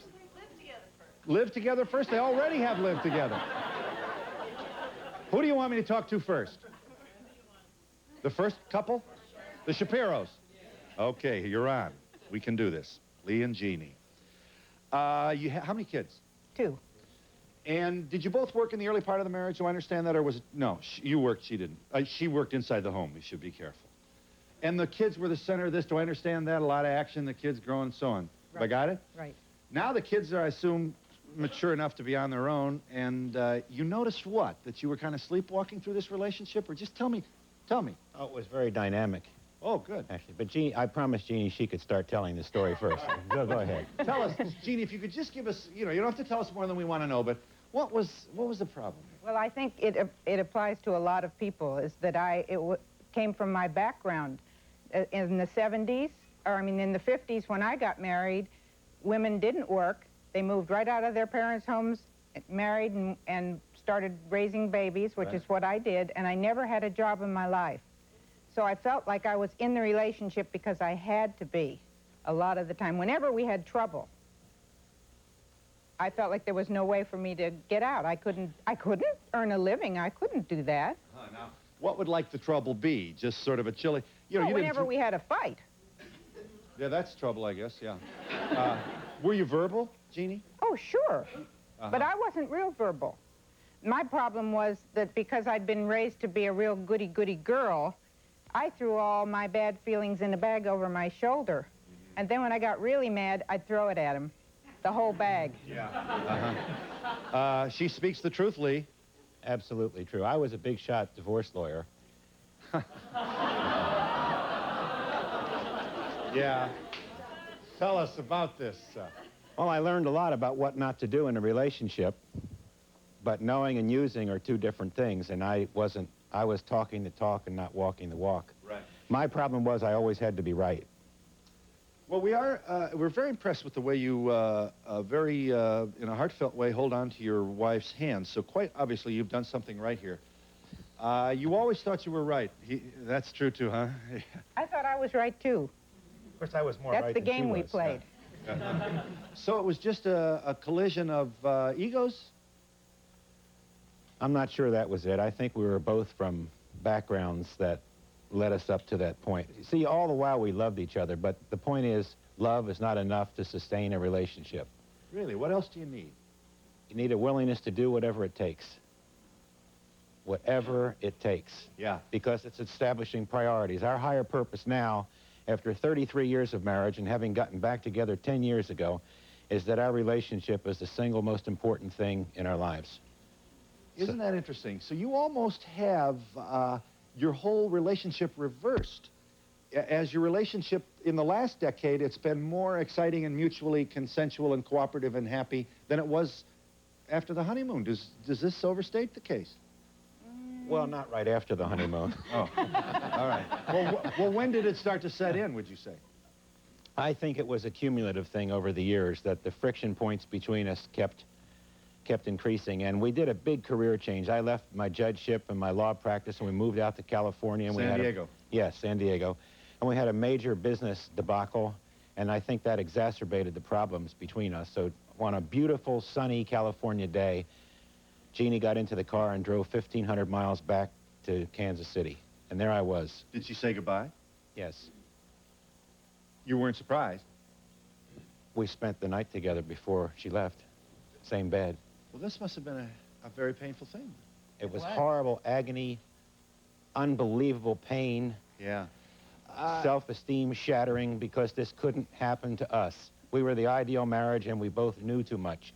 I'd handled over 1,000 divorces and custody fights and horror of every description, and here we were breaking up. Uh-huh. You understood why she was leaving. There was a piece of you that thought maybe this was the right thing to do, but the overwhelming feeling was one of sorrow. Horror. I Like a couldn't death. wait for her to go. We desperately needed to get away from each other. Okay, now here's the punch, Shapiro's. This is why you're here. What happened during this separation that obviously your singleness had to have something to do with your choice to try this again? Yes. Tell me. Okay, I went back to Kansas City, and then I had to support myself. And guess what? I can support myself, and I have been ever since. And this helped the relationship, did it? You bet. Tell me now, explain that to me. Explain this to me. Okay, for a whole year, I was back in Kansas City supporting myself, paying for an apartment, my car payments, everything. And at the end of the year, I decided that it was time for us to get back together because I wanted to be and not because I needed to be. Did you had something else going for you, I bet you, Jeannie. You knew that whenever you called him, he's the one, it sounds to me like, you're the one that bailed out. Doesn't make you a bad person. Truly doesn't. Well, he wanted me to go, though. The way You it did. was. Absolutely. I wanted her to go. Even though it killed you when it happened. Yes. I waited just the right amount of time. His friend from Kansas City went out to visit him, and he stayed for a week, and he came back, and he called me on the phone, and he said, "Hey, Jeannie, do you want him back?" And I said, "Yeah, that's what I came all the way out here for, was to get him back." He said, "Well, then now's the time. The so-and-so is miserable." Yeah, friends do call you so-and-sos now and then. Uh-huh. So you called him, and immediately, you didn't even have to think about it. When she called you? Yes. You Yes, I called did. him. Yeah. As soon as he said that, I called him. And then what happens? He comes to Kansas City, or you went to San Diego? He came to Kansas City and drove me back to San Diego. So we're still not... Do we have any more questions, jury? Ladies and gentlemen of the jury, yes. Yes. My parents got divorced. It was difficult enough getting back together again. I can't imagine it. What did your kids think? Who cared what our kids thought? It was our marriage. Okay. No, they were happy No. we got back together. Oh, and we maintained a love relationship totally with our kids the whole time. They were angry, but they loved us both, and they wanted us together. How's it going with your mother-in-law? When we got back together, she went into deep depression. Do you communicate any better? You don't even know why she doesn't like you, do you? No, what's not to like? Did you learn how to communicate in a better way? Absolutely. Or in a different way? Better way. We learn to fight better. We get it over with quickly now, just like that. Right. Our conflict resolution skills, we learn to separate the behavior from the person. We attack the behavior and not the person. And in the middle of a hassle, one of us is likely to say, you know, I hate it when we fight. I love our relationship and I love you, and let's get this crap over with, and that gets us back together again. Did you get some counseling while you were apart, or at any time? We had a lot of counseling. Not while we were apart, Not though. while we were While we apart. were still together in Kansas City, we had a lot of counseling. Was your improved self-esteem central to this? I assume so, huh? Oh, absolutely. In other words, he couldn't make you feel bad as easily as he could before, huh? He can't make me feel bad at all. Is that what it takes? Absolutely. The only person who should be able to make me feel bad is myself. Are you there, caller? Hi. Hi. Yeah. Hello? Yeah. My mom got married about 10 years ago to a man, and they separated, divorced, got remarried, separated again. They're moving back in together in October, I believe, and they just can't live together, but they're wonderfully happy. And anybody that can get back with their original mate or something like that, I have more power to them. It's great. So you're happy when they reunite, are you? She's happier. She leaves me alone. But they are your natural parents, they're your biological stepfather. Huh? It's my mother and my stepfather. I see. You like them? Sometimes. We didn't get along when I was younger, but he's older now and I'm older now, Right. so it's a real good situation. When they would separate, how far away did he move? 15 minutes across town. Across He town. moved. That is not unlike Judy and Bill Swearens. Maybe we have somewhat a reflection of your own domestic situation, caller. Please meet the Swearens. Here, married in 1970. Kids? Three. Yes, sir. And how long were you married when the first separation happened? About 5 years, I believe. Yeah. And you'd rather be at home watching this, wouldn't you? This is going to be easy. I'll help you here. Now, wait. We're good at this. You moved down the street yourself, didn't you? Like 3 blocks or something? Yes, sir. And then you're back again? Yeah, after about 4 months on the first go-around. On the first go-around. And then you're out there trying it again, huh? Yes. For the kids and so on? Still not doing something right. And Well, are you like ships in the night passing in the house, really not sharing? Do I understand that? yes. Sort of like your own little worlds. Yes, sir. Not really a whole lot of communication. Both of us have real serious careers. We do a lot of traveling. So there are a lot of times when we just say hello and goodbye. How many times then did you separate before you finally got divorced? We had 2 complete separations. We separated the 3rd time and then filed for divorce. He moved to Texas, and I didn't want to be just separated and have him live in another state. I said, we've gone through this too many times. Yeah. There's too much hurt. It's not going to work. Let's just cut it off. He moved to Texas, and I went to court by myself. You went to where by yourself? To court. Oh, you mean you went to court to sort of unilaterally file for the divorce? Well, I mean, I sat in front of the judge alone. And it was okay. They signed the papers? I understand that, and so do most people, I believe. You don't want to be in limbo. Look, we either are or we aren't. Let's figure this out. Yeah. Must have been very painful for you. Yes, this is also the first time we've ever talked to anybody about it, so it's a little bit difficult. Yeah, boy, you pick you picked a very well-lit room to reveal this. Well, look, please let me say what you already know, Swearens, and that is that you're here because you're not alone, and we're trying to examine again the issue of reconciliation and so on. Okay, so now you're divorced, kaput, goodbye forever. How long were you divorced? About a year. Now, during the year, does he call in, or what's going on here? Yeah, he called every week, sent me money faithfully, talked to the kids. I took the kids on a trip to Texas. We went down during a summer and visited them. So he's always... I was back in town several times during that time. So that we kept the tie. Right. So we don't want to put this guy in jail then. I mean, Oh, And there was no rage, as you might say, huh? We never had that type of relationship. We never fought. As far as yelling, screaming, we just disagreed, and we never could get it together for some reason. We didn't communicate Silence. our hurts, yes. You'd walk around and feel anything that you could. Well, she would try to talk, and I wouldn't. I'd shut up. And also, I think what's unique about their relationship, Phil, is they reached a point in their relationship where it just seemed lifeless, where they just questioned whether they could blow life back into the relationship, and I think that's common. You are Betty Young's Balicki, Ph.D. You've authored a book titled Getting Back Together. You're 18% of all couples who divorce... Separate.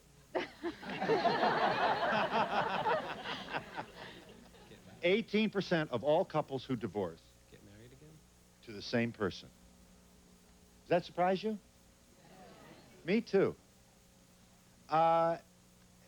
Did you have any social life at all during your separations? You know, we're not going to be window peeking here, but I mean, did you see anybody? Was there any?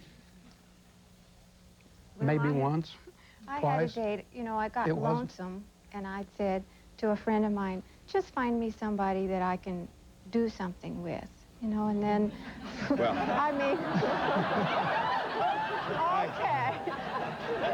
okay. Judy, please let me apologize for this New York audience. I don't know where we get these people. You probably went to Burger King or something, right? We went out to eat, yeah, that Yeah. was all. And I then bet you were a nervous wreck. I was. I didn't enjoy it at all. The ties were too strong, and I wasn't ready for, you know, anything else. You know, even after divorce, I don't think our ties ever broke. We have always had something special. There was something that started us, and we're just now finding that again. We remarried in 1984 and still had struggles. Even though we knew it was right, it still was tough. And we're just in the last couple years finding how great it is. You know, we've gone back and found it. There was something special that put us together in the first place, and it's still there. It's just hard to find sometimes, isn't it? Oh, it takes a lot of work. Could you be just a little more specific? We want to go to school here because you're being so honest and candid with us. You had a gunny sack too, I assume, just like Jeannie. So she would unload quite often. She would unload. Yes. Rockin', complaining, and you what? Just pull the curtain, or what? Yeah, she was justified in what she was saying. But you didn't think so at the time. I knew she was at the time. I see. And your response to this was silence. Clamshell. That's very tough. You can only talk to a wall for so long, and then you quit speaking to the wall. And then pretty soon the defenses go up and you quit talking. Totally, and it completely breaks down. Yeah. And we had to go out. I had to learn to talk, and still learning how to do that. The voice didn't do any good right now either. I know what you mean. No, listen. Yeah, but you don't want to apologize for who you are. I mean, you know, there's some wives out there that wish he wouldn't talk so much, if you know what I mean. Yes. Are you there, caller? Hi. Hello? Are you there? Hi. I'm here. Go ahead. Okay. I've been married for 15 years, and we recently got separated, and it's the type, can't live with him, can't live without him. When we're together, we fight, and when we're apart, he calls me, I call him, everything's hunky-dory. I don't want to get divorced. I didn't get married to get divorced, but somebody's got to bend, and it's always got to be me. It's always me who's saying, I'm sorry. It's always me who's picking up the phone. This is the 90s, you know, let down the machoism, if that's the word that I'm looking for. You think that's the source of it, do you? The guy always has to be right. The guy always has to be right. In today's society, that's not the way it should be. Yeah, just a couple of questions. How old are you? How old am I? 38. 38. And you've been married for? 15 years. Kids? 3. And they're all with you, I'm sure. Oh, sure. And when did you last see them? About 3 hours ago. he was in the neighborhood, and he decided to stop by. And that's it, now gone. So what does he come in, have a cup of coffee? Well, yes. Not really. You know, a glass of soda, and how's the kids? Everything fine. School is back. I'll see you at the end of the week with money. But, you know, there's an expression, or get off the pot. Yes, there is that expression. But, I mean, I'm only you don't like this limbo, right? I'm in limbo. I know what you mean. Exactly. Yeah, that's very much the way Judy felt. Phil, I'd like to respond Please to that. do. Please because do. This is one of the premises when we worked with couples and have been looking and observing what's going on right now, is that too often couples will separate out of a pain or chaos or unresolved issues. Yeah. And then out of that pain of wanting to be together, they'll come back together too quickly without addressing the big fundamental issues. Right. And if they don't address those, in fact, that's why separation can be a time of healing and growth. Yeah. If they are willing to hold tight to identify the issues and resolve them, Yeah. it's only then that a relationship can come back Right. and be healed. Now, here's the amateur analyst. Once again, this diagnosis is going to be worth what you're paying for it. This woman's husband is trying to get home. That's true. He's coming to see her, it looks like, for no reason at all. Well, he's hanging Don't on you to think the so, relationship. caller? Hear what you said. I'm sorry. Don't you think he's trying to get back in the nest here? Well, he is, I think, in his own way, because it's costing him a lot more being out than it would being Well, in. you're putting the... No, but that's not a very honorable... You know, it sounds like you don't want to find any nobility in this motive The here. main fight is always either financial or the children, and neither one of those is going to go away. I have sought counseling. He does not feel that he needs counseling. You know, at the old school, we'll work our problems out amongst ourselves. I truly, truly love him with all of my heart, not because he's my children's father. This is the man that I met and fell in love with and shared good times and bad. And I just want things not to be the Brady Bunch, but to be okay. Yeah. Yeah. And I'm going to watch the show and hopefully Yeah, well, that's, you know, pick up some things that the I do people- too. I do too. I want you to, you know, you've got to know this. These problems are much too complicated for a television show, but you just might find a spark of an idea here. I know you can't eat this, and but I don't have to tell you, you know, you're not alone here. You didn't invent this. How long have you been separated? Since January.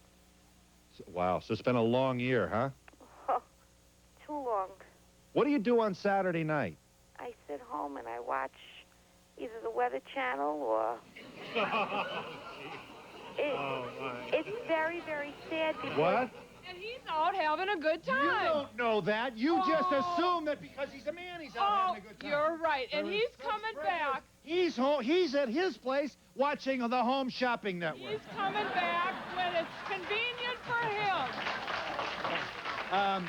Please, I got a break here. We're already long. You will watch the show, and you know, it feels, you know, it's so simple to say. No, I don't pat you on the head here. I very much. This audience hears the pain in your voice, and let's see if we can't get something done on this program, huh? Okay, thanks, Phil. I'm very glad you called. Thank you. And we'll be back to talk with our third couple in just a moment.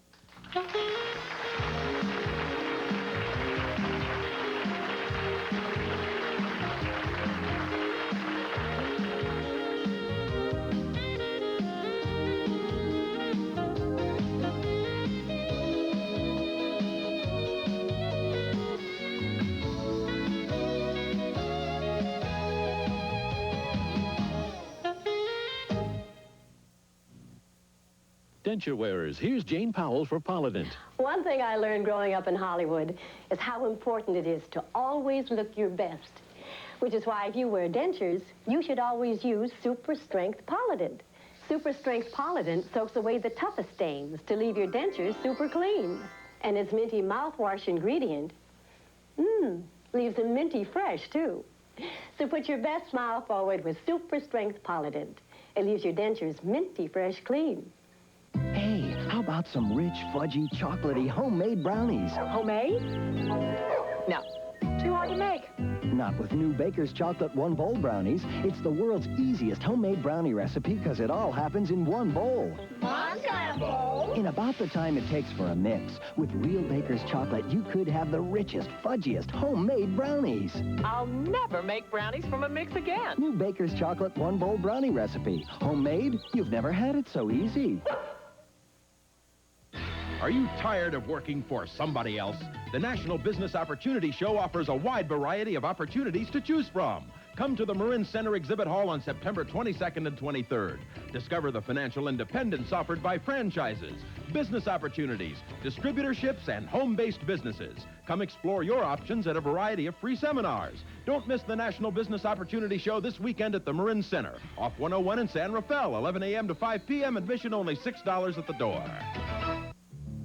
Discover what millions of women throughout the world have found in Neozone Daytime Skin Treatment from Lancôme, Paris. Neozone, the daytime skincare system that makes your skin look and feel softer and smoother. Microspheres that target the skin surface layers. With Neozone, you will see and feel a younger-looking skin. Neozone Daytime Skin Treatment. Lancôme, Paris. Le Cadeau Linéaire, your gift with any $15 Lancôme purchase. Available now at Emporium.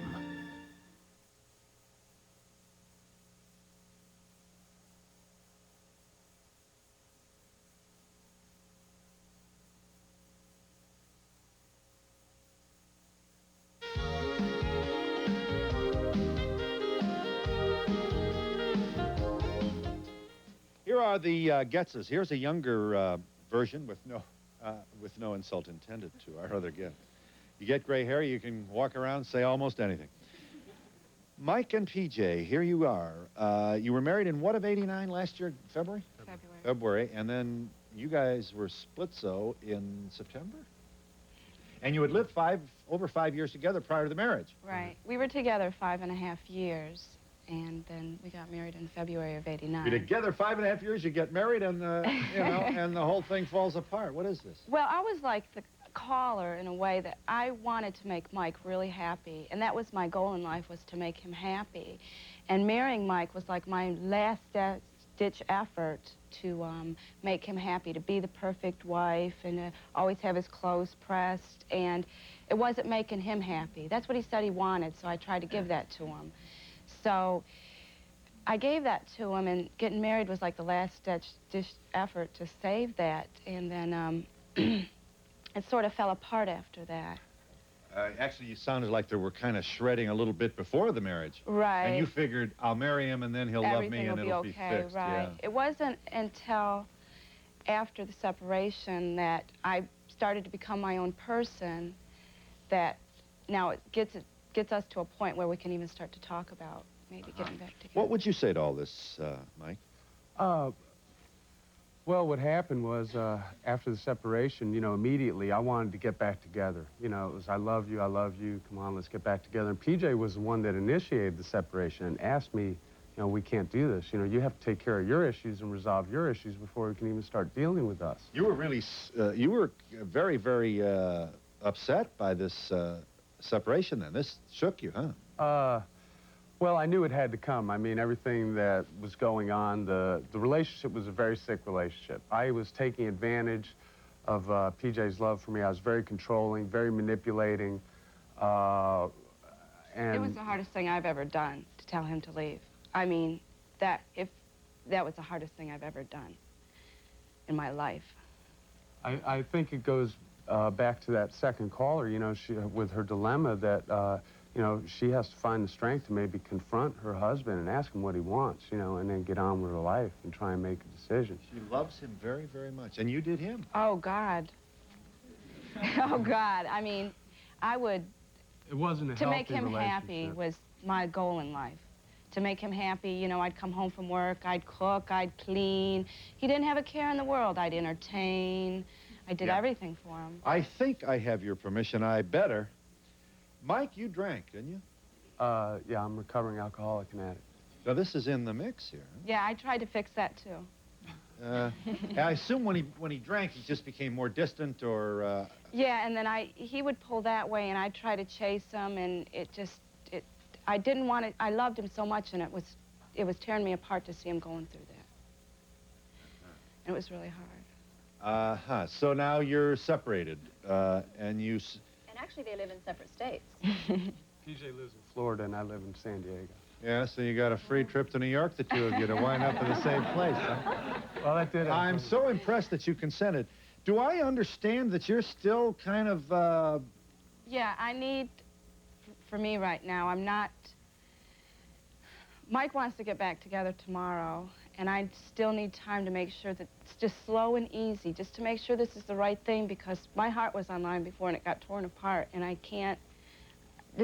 When I get married again, that's it, you know? Well, we were married, but, you know... You've already seen this movie and you don't want to be living it again. No, Uh-huh. You must be very, very encouraged by his dryness. Yeah, he's done a lot of things. He's also... Drinking was only one of the problems. Yeah. But, I mean, I'm encouraged by that.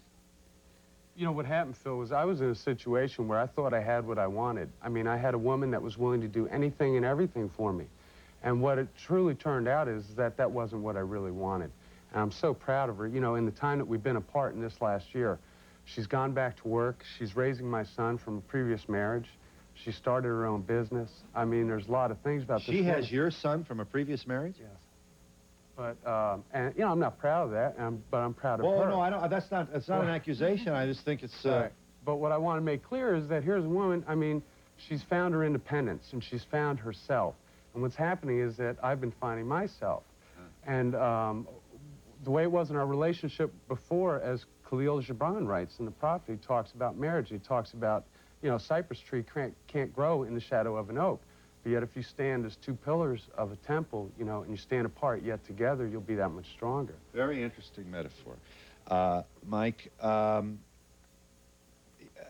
you ever get crazy like that she might meet somebody at the shopping mall?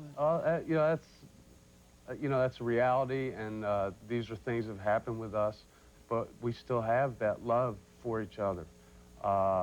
It's indescribable. It was something, as they were talking about, that brought them together initially, you know, that we still feel and that we want to get back to. Let me just understand this before we break here again, and then we'll let this audience in this. I don't want to put words in your mouth, but is it possible that all of her adoration to you and attention and, baby, you're my everything, whatever you want, I'll make you a cake and your bed as well? Not anymore. I know that, but when that was on, is it possible that you kind of developed a disrespect for anybody who would be that obsequious to an... I'm asking, I don't know. You know, it could have been subconsciously, but... What do you say to that? I was telling Mike this morning, that's what all men think that they want, you know, when they first get out. Sure. But it's not what they want. It won't make them happy. And it will... That's what a man wants. He goes and gets a servant. Right, you know, right. A servant, a slave, yeah. Yeah, because that's what I thought Mike wanted, and that's what he told me he wanted, and that's what I did, but it ended up really tearing us apart. But if anybody makes themselves a doormat, somebody's going to walk on them. I'll tell you, if you want to do my dishes, I'm going to let you. Right. Let's get back with this audience and Dr. Valicki, and we'll do so. And the phones are jammed.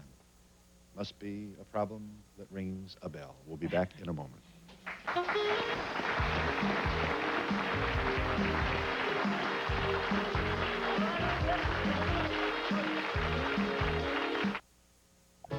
Glasses in 1 hour? Great, but the price. Come to Sight for Sore Eyes, where you get glasses in 1 hour without the high price. Now you see the line, now you don't.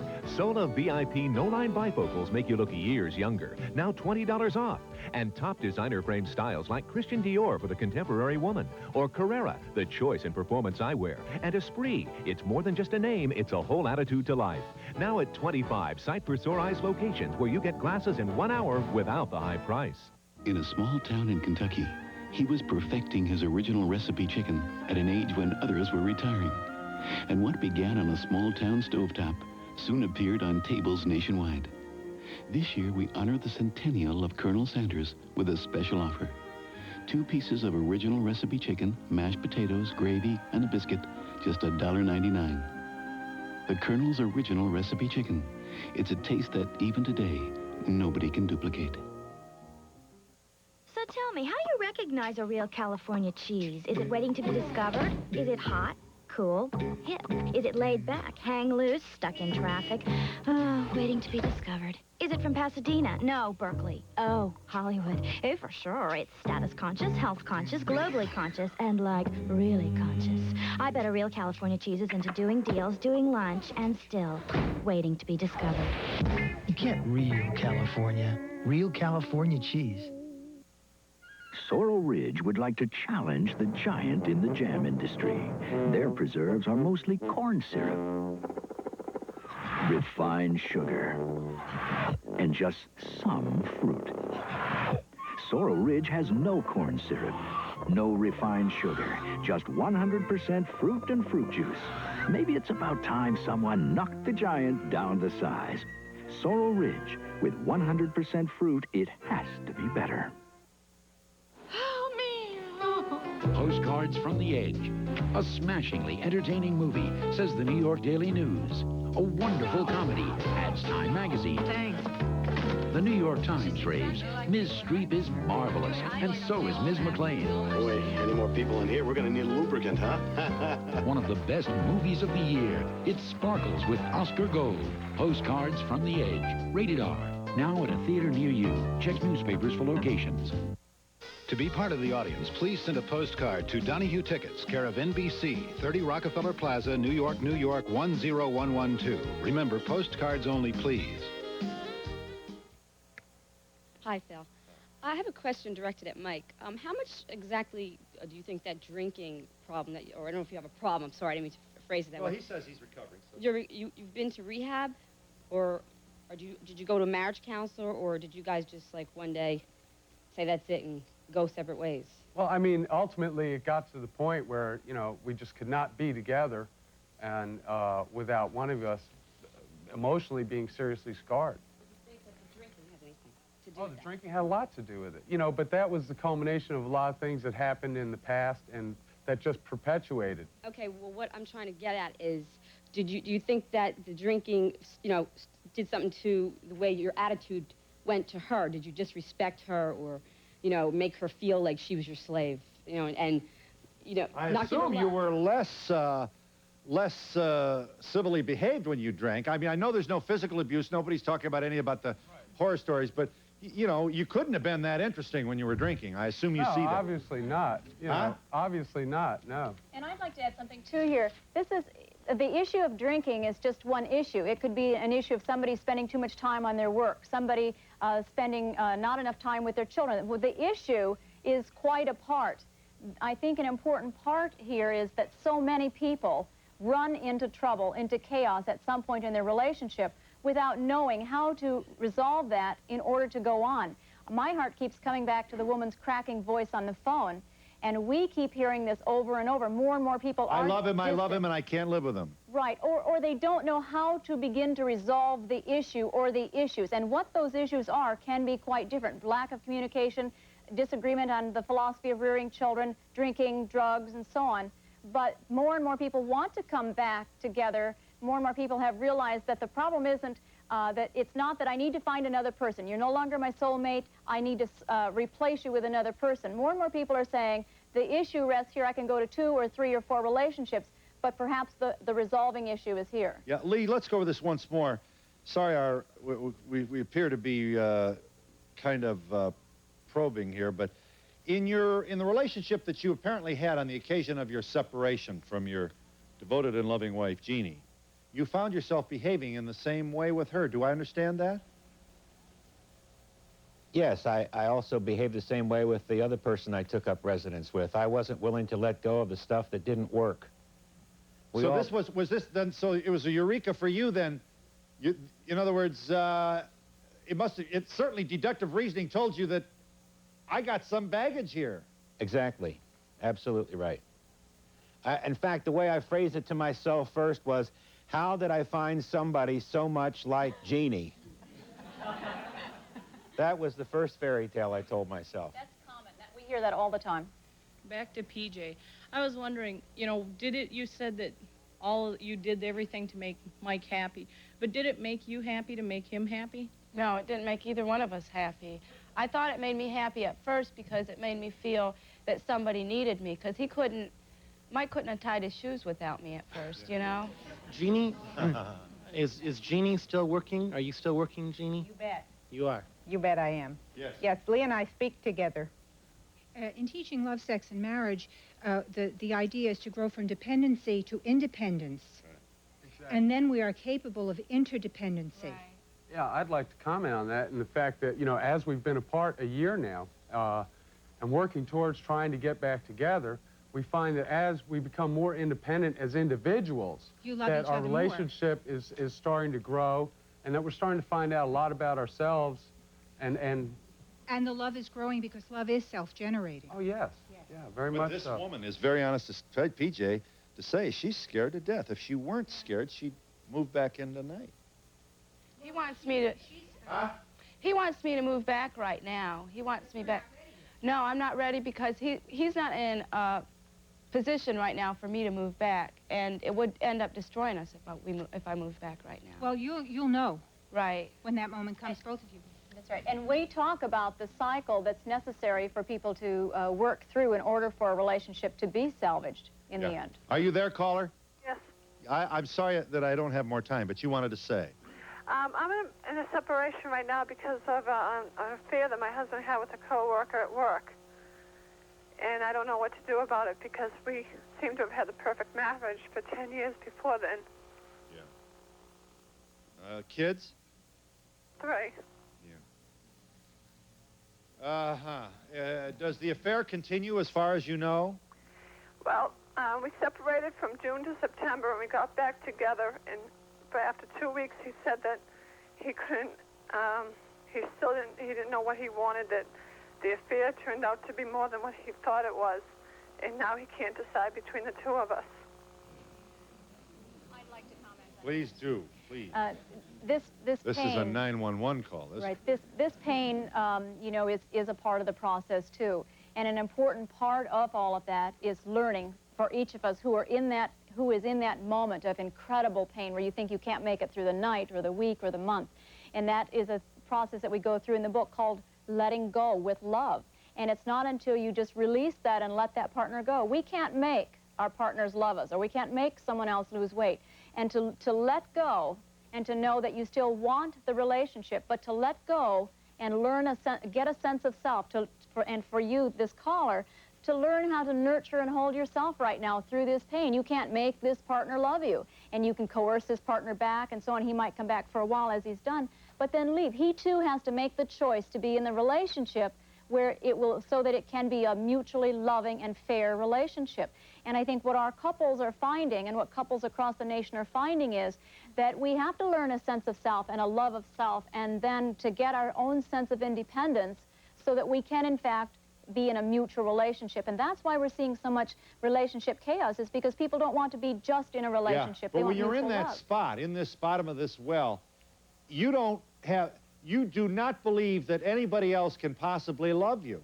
That's true. I mean, your own sense of self-esteem, you've been abandoned, and so your sense of self is shattered. The first thing to do is to learn to hold yourself and love yourself and know that no one else can be there for you before you are. This is an awfully fast prescription for you, but I hope you'll respect Dr. Young's commentary, and with apologies to you for not being able to spend more time, I hope your call makes you feel just a little better, and I hope you'll stay with us. Maybe there'll be something else for you on this program, and we'll be back in a moment.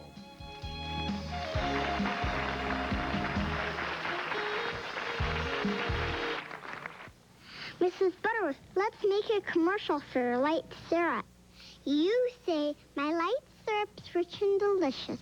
Then you say, You really do talk. my light syrup's delightfully thick, with almost half the calories of my regular syrup. Mom, Mrs. Butterworth's talking. I know, dear. Mrs. Butterworth's light syrup. You don't believe me, do you? So light, yet so delicious. And don't forget my regular syrup and pancake mix. Hi, this is Cheryl Jennings. Coming up on the news at 5, we'll tell you about the emergency evacuations of thousands of students at the UC Berkeley campus right now. We'll also show you the president in San Francisco who was greeted by children from Pacifica. Mr. Bush was ending a campaign swing for Senator Pete Wilson. You'll see the food-throwing protesters who showed up for a variety of issues. Dianne Feinstein also in San Francisco campaigning for herself. And you'll meet a San Jose woman who has cared for nearly 300 foster children. Please join us for all the news at 5. I've been overweight so long that I just felt like I was destined to be fat. And now, look at me. I can wear things that are tight around my waist and big prints, and I'll even show my legs. What I've learned from Jenny Craig is moderation. Anyone can lose weight, but the key is to learn how to keep it off, and that's what the lifestyle classes do. There's just something I'd like to say to all the people that have teased me when I was a kid. Na, na, na, na, na, na. I'm on TV and you're not.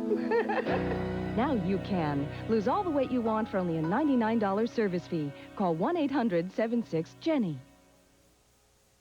Just look at all this beautiful furniture in stock, ready for pickup or prompt delivery. You'll love it at Levitt's. And nobody has better prices than Levitt's, but you know that. Yeah, you're gonna love it. You're really gonna love it. Imagine, only $599.99 buys this oak trim casual styled sofa and matching love seat. That's right, both pieces only $599.99 at Levitt's. You'll love it at Levitt's. People who deal in drugs ride in expensive cars.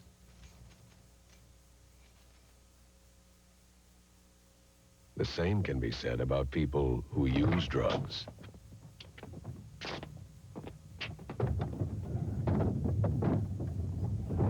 If you or someone you know has a drug problem, call Habilitat before you get the ride of your life.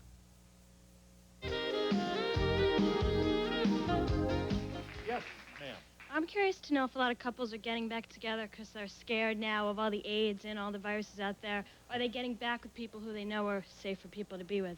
I think that that's one reason. I think that it is more scary out there. But I think a real important reason is because more and more people have a consciousness that, you know, I can trade partners many times. And unless I resolve the issues, if it's communication or if it's the way I deal with finances or the way I won't enter into your life and your heart too, then I'll do that again. I may repeat that pattern.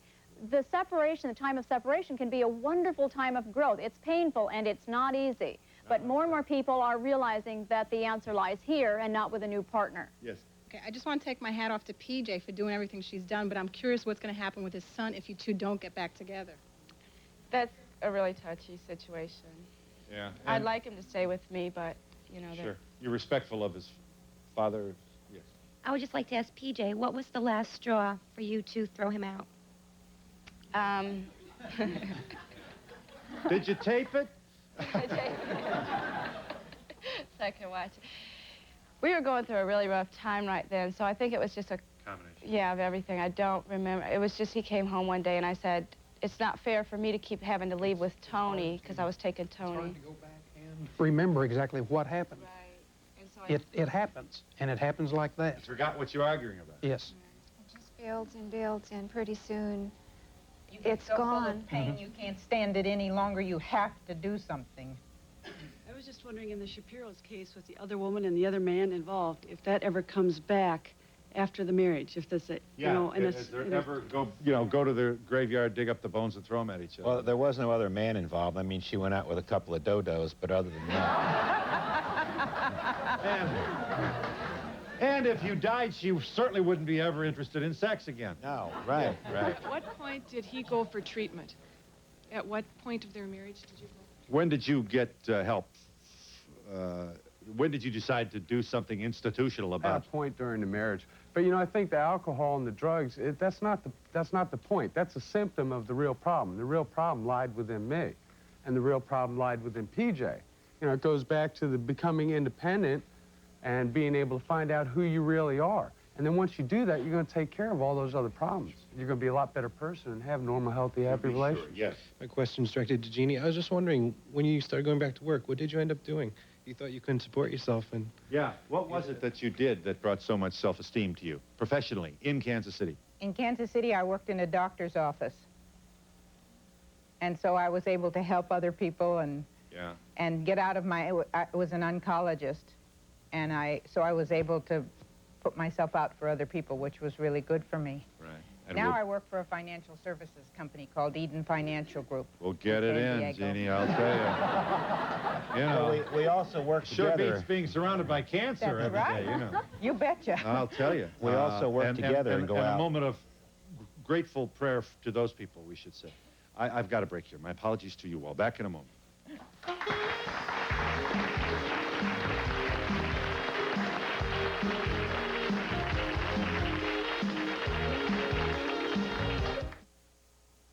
Well, there's something about you, look, that crazy way you cook. You got an attitude. There's something unrehearsed, the way you go head first. You got a taste for life that's right. Can't wait to take a bite. You got an attitude. It's flaky, it's fresh, it's California-style blends from Schilling. Garlic with an attitude. You got an attitude. Something big is happening in the Bay Area, and it's bound to change the face of grocery shopping forever. It's called Safeway Express. With one call, you can have all brands, all sizes, the entire Safeway grocery store delivered right to your door. Safeway Express Home Delivery. Many supermarkets promise you the ultimate in service, but only one delivers. This week at Kmart, get 52 portraits for only $14.95, including more big portraits and 15 portrait Christmas cards, plus a new portrait identification card, free. What's that? Take a look. It has portrait, name, address, fingerprint, and medical information. This is a great idea. So hurry to Kmart and get 52 portraits. Plus a free ID card. Plus a free portrait identification card, all for only $14.95. This week only at Kmart.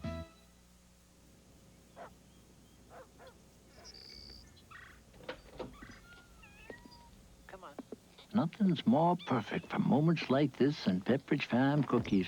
However, that Milano's a touch off center. Rich chocolate peeking out the sides.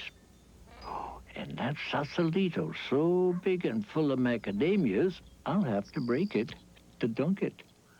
Well, you can't expect everything to be perfect. What's wrong? That was the Fowlers. Gretchen's pregnant. They think Toby's the father. How do they know? Well, he's over there every night. And when he's not, he's out running around. He's young. He's out of control. What do you want me to do about it? Chain him up in the backyard? If that's what it takes to stop this selfishness... Wait, it's him. Will you please get your dog fixed? It's painless, it's cheap, and, well, he's just not going to do it himself.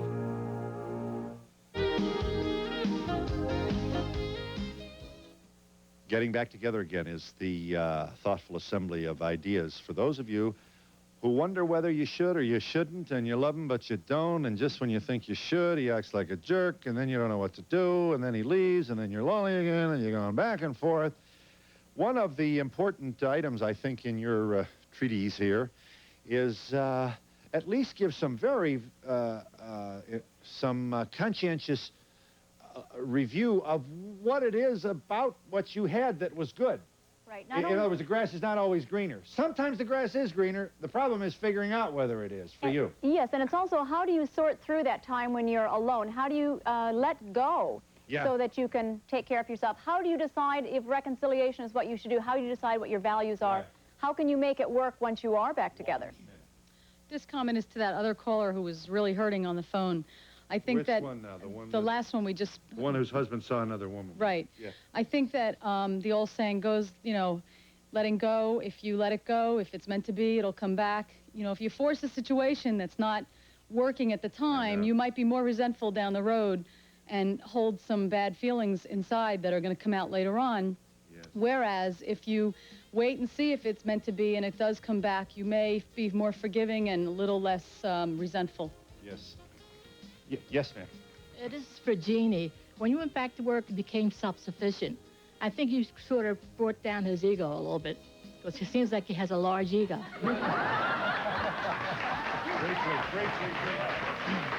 Yeah, I think this is just a matter of, you know, absence makes the heart grow fonder. You know, couples need quality time away from each other as well as quality time together. So what does that mean? We ought to have, Holiday Inn should have a promotion for, you know, people who are alone. Yes. How do PJ and Mike communicate living so far away from each other? Telephone.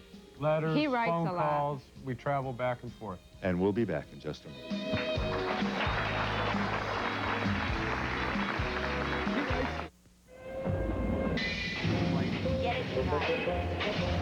Have you noticed that AT&T is turning out a few more commercials than normal lately? Can I get it in writing? What I need is instant credit. So where are the big savings? Why do you think they need so many? Maybe there's another long-distance company out there that's better.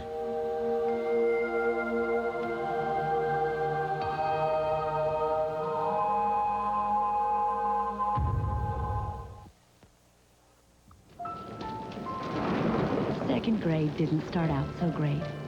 My best friend transferred to another school, and I missed the bus. Now, I don't know for certain what made me feel better.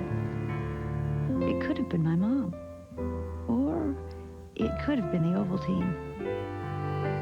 Looking back, it was probably a little of each. Ovaltine, still as good as you remember. This is me, Dina Ammon, before Nutrisystem. And this is me now. You already know Nutrisystem works. Now a national survey proves Nutrisystem is your best choice for success. 2,000 dieters were asked, how effective is your weight loss program? The results gave top scores to Nutrisystem. More clients report it's effective. You get results with Nutrisystem. Now get 3 weeks of Nutrisystem services for only $59. Don't wait. Call now. Imagine an upstart sports car that came into California and beat out the Honda CRX, sped past the Toyota Celica, outshone the Nissan 240SX, raced by the Ford Probe, and left the Mustang in the dust. The Geostorm, #1 sports car in California. Fierce in its performance, aggressive to the competition, but gentle where it counts. The sticker price, which, by the way, is the only place where the competition pulls ahead. 1990 Geostorm at your Northern California Chevrolet Geo dealer. Philly Light. Low cholesterol, less fat. And it isn't just light, it's Philly Light. Yeah, let's eat.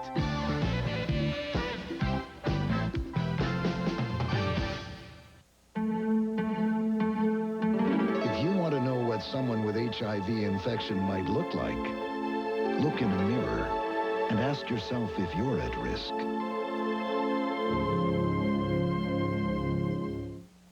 For a transcript of today's show, send $3 to Donahue Transcripts, 267 Broadway, New York, 1007, or call 212-227-READ.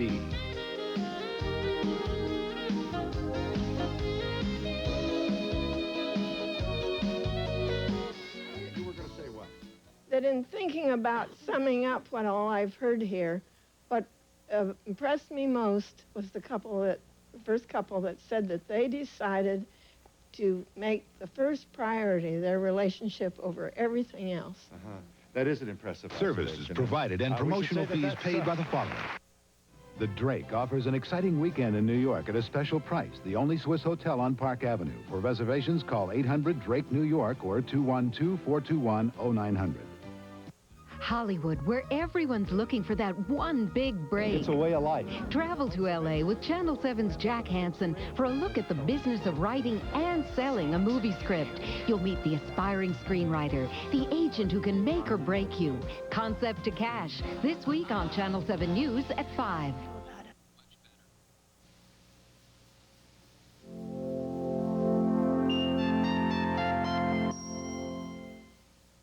Good afternoon, I'm Cheryl Jennings. And I'm Carolyn Tyler. Don Sanchez has the week off. Coming up next on Channel 7 News at 5, President Bush makes a quick campaign stop in San Francisco where he talks tough on Iraq and raises millions for Senator Pete Wilson. Meantime, protesters pick on the president using logic and lasagna. Also coming up, our Bay Area marshlands toxic to the animals living there. And Jack Hansen will tell you how to make your manuscript into a movie.